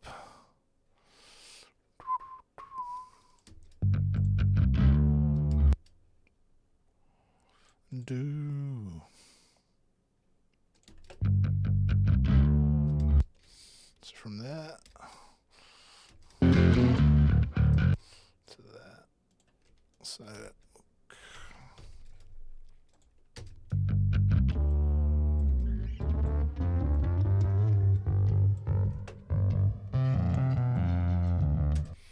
crazy. Bass effects. Who would have thought? Cool. So that sounds like a pretty decent balance. I have gone through periods of EQing these different channels differently, you know, like taking all the lows out, taking all the highs out. Depending on the mix, sometimes I've found that works, and sometimes it creates some weird sounding bass tones. I think for this, I'm just going to leave them like that. They sound fine. And then I'm going to just process them all together. So moving over here, I've got my bass bus. All I do on the bass bus is a little bit of compression.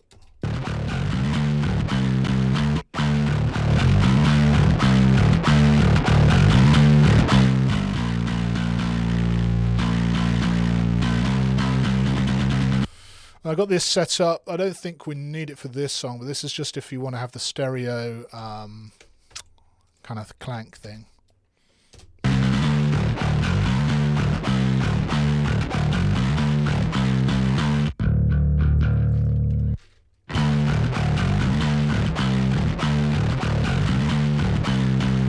Well, I'm quite liking what it's adding. I didn't think I would, but I think it works. So basically this is going to effect rack. I've just got an effects rack set up, which has got decapitator and microshift. So this is basically making the mono signal stereo. We're taking out all of the low end with this low cut and distorting it a bit. So you just kind of get like a stereo bass mixed back in.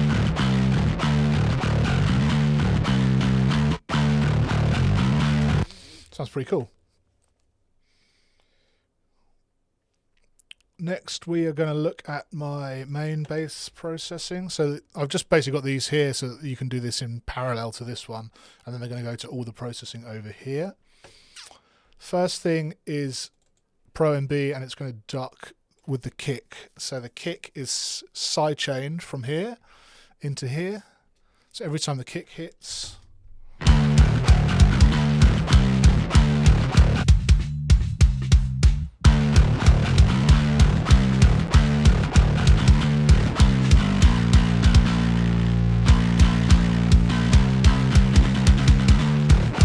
just dips that low end very quickly, and then it's straight away out the way again. Let's have a look if we get the drums going as well.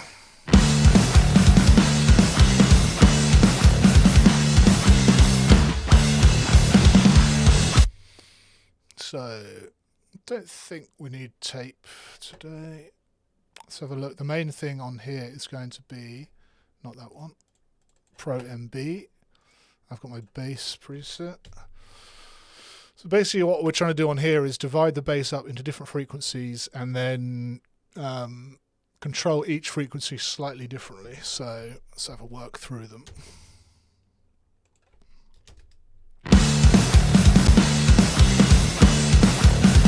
So if I reset it to nothing, so basically starting with the sub.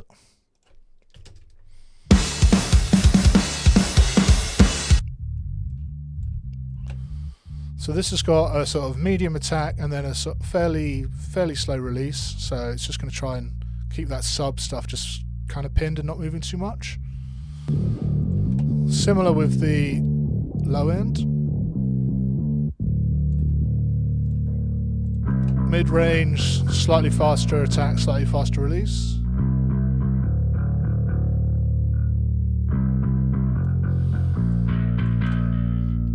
Into this high mids, this is where it starts getting, the transients start getting a bit clacky, so faster attack. Same on this one. And same with this one, I don't really need too very much.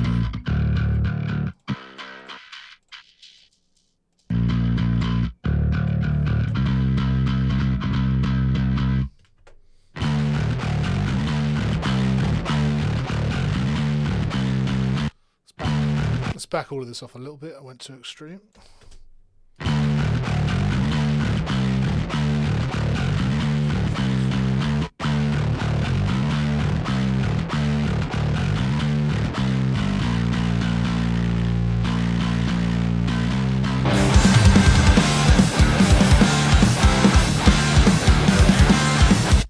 Cool. After the limiter, after the multiband, we're going to have a limiter.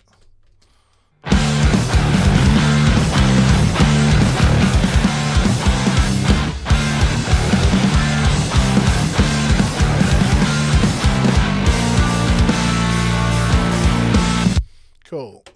Again, this is probably one of the hardest things I find in mixing is deciding on the final bass EQ, and I'll go back and forth changing things. I think for now we'll go with a little bit of the pull tech on this low end, low cut. This normally sounds pretty good.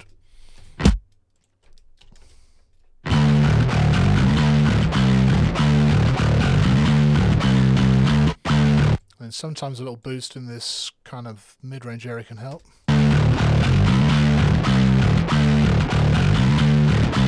Yeah, it sounds good. And then after the compression, let's see what we've got going on.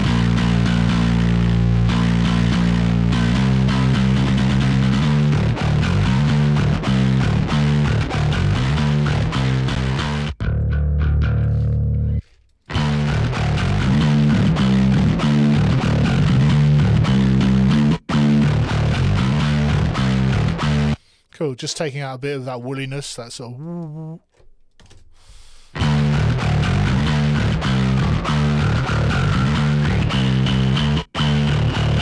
It's not very nice.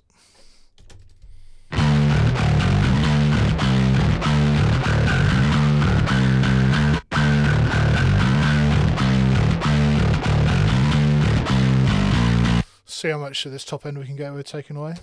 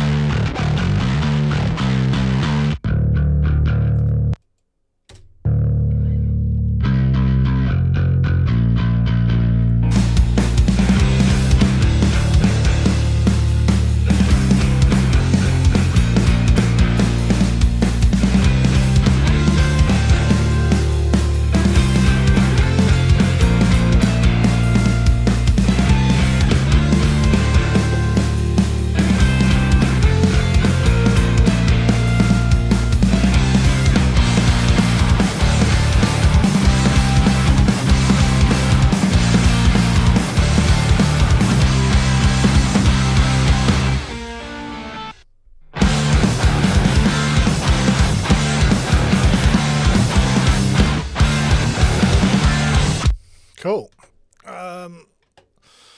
So I think that's bass pretty good for now. As I was saying, we'll probably need to come back to the bass later and just see how it fits into the overall sort of blend of things. But I think for now that's fine.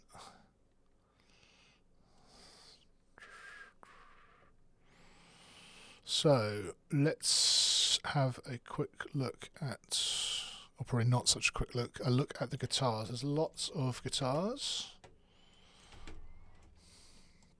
We've got, let's get rid of bass, get rid of folders, drums are dealt with for now.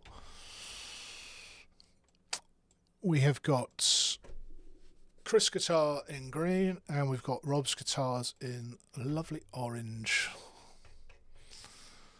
On each guitar, it varies slightly.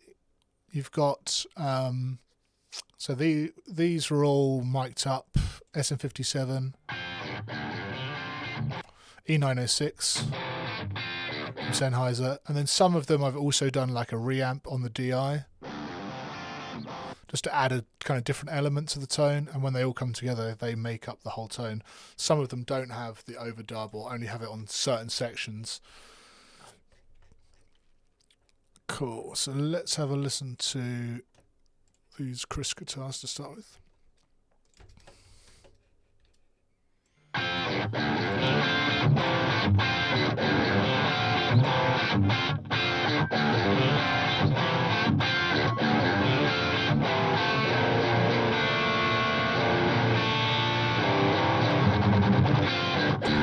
So I'll add a bass because they're basically the same tone. I'll add a bass which is Chris guitar main, Chris guitar, sort of heavy.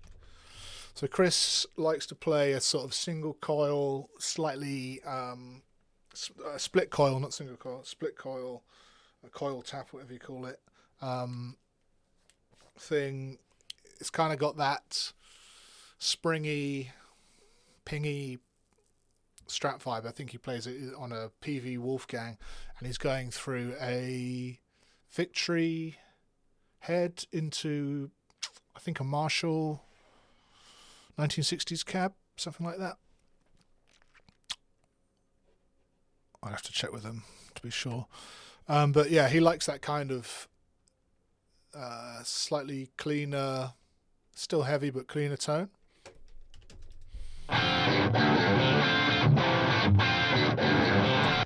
Cool, so let's start with a bit of EQ, low, clean up any lows.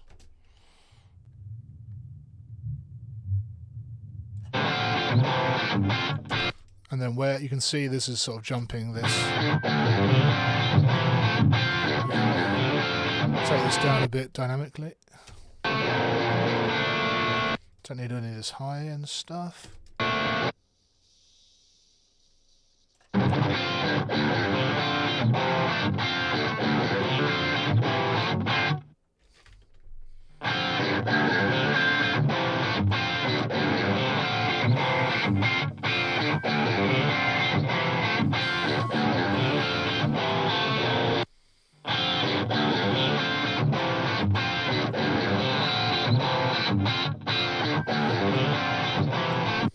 So I normally start with taking out some of these kind of harsher bits in the high mids.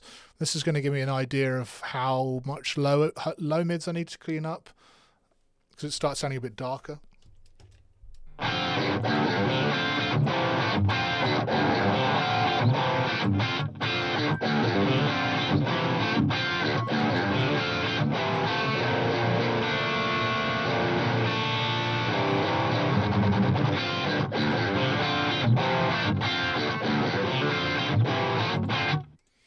Cool. And then what I've been liking on electric guitars is this Amec 909? 9099. 9099. So this is doing a tiny bit of compression. It's doing a bit of a boost in the high end. I just have it set to open with the setting on because this is how I use it normally.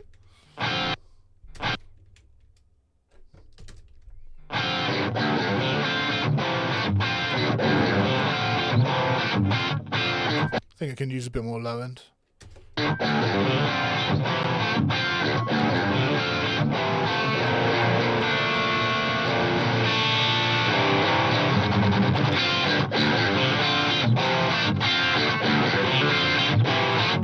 It's a bit jangly in this bit still.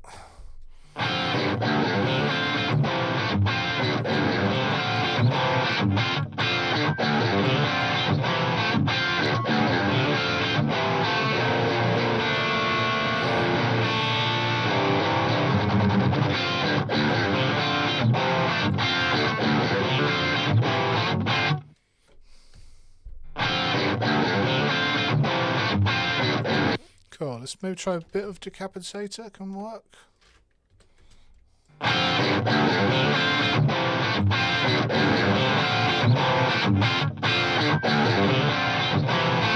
Yeah, it just brings the guitars forward a little bit.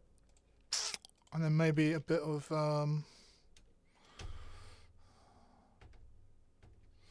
I have it on here, I can't remember.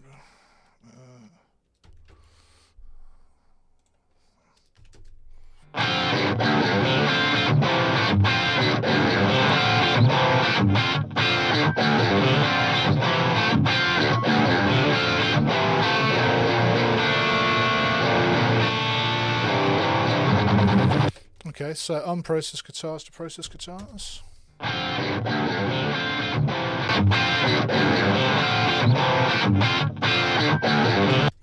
Still some whistly stuff going on.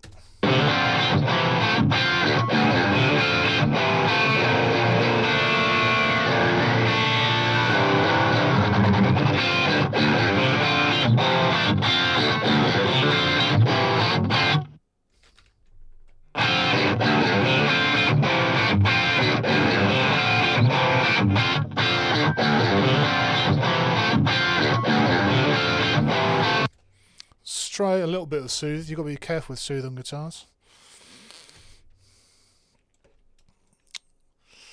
So just in this 4K region.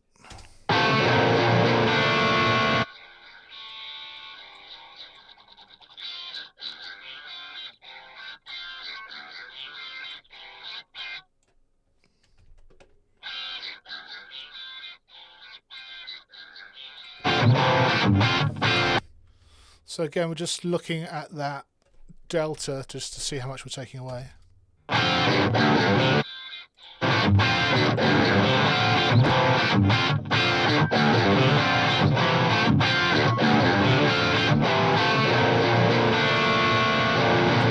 Certainly not decimating them in any way. Can maybe go strong with the decapitator, we'll see.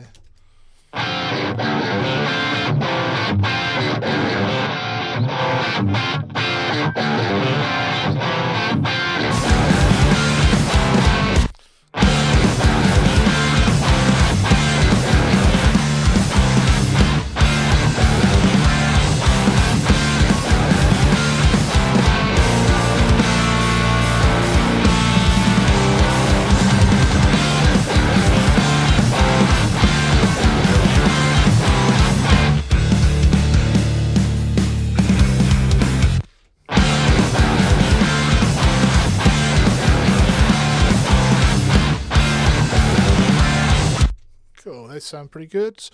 Let's jump to Rob's main guitars then, which are playing at the same time. So similar thing, you've got the SM57, E906, and then a couple of overdub like reamps.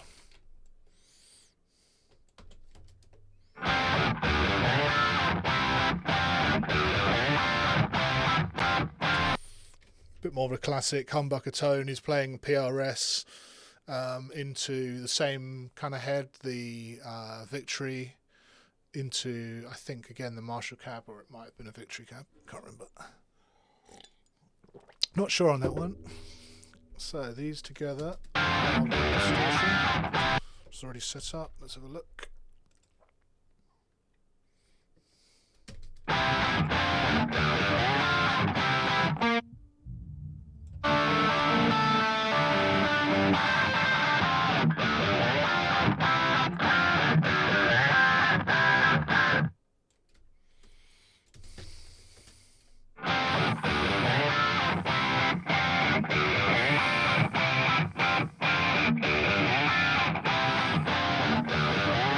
Again, just pulling out some of these nasty high mid bits. And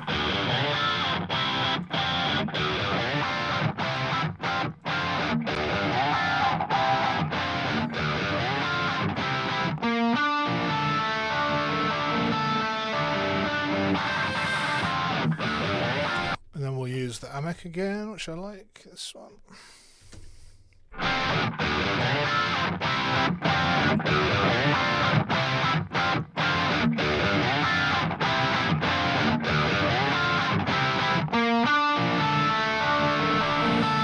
Cool. Let's copy the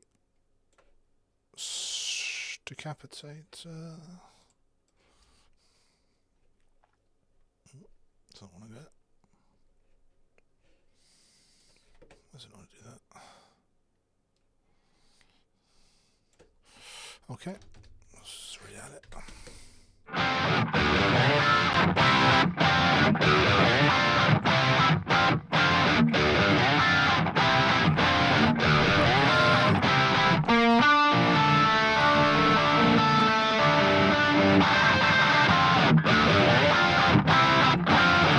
This one barely needs any compression because it's pretty distorted already. And then let's do soothe again.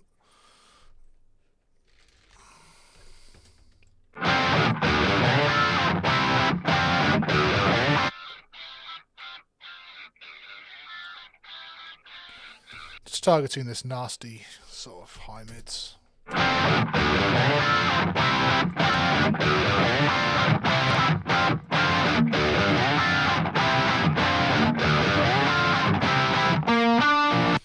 Cool, let's see how they sound together.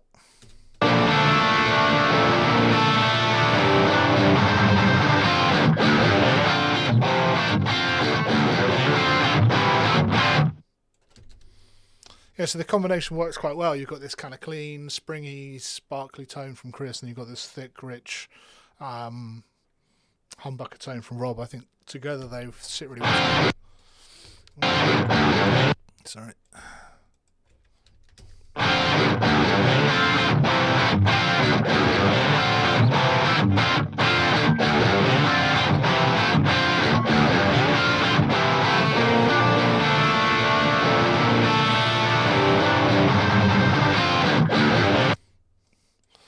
There's a little whistle in there once they come together. Let's have a slow.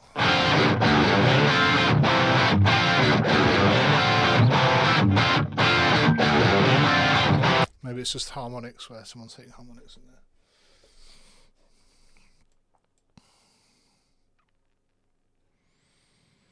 Cool, so that is distortion guitars done.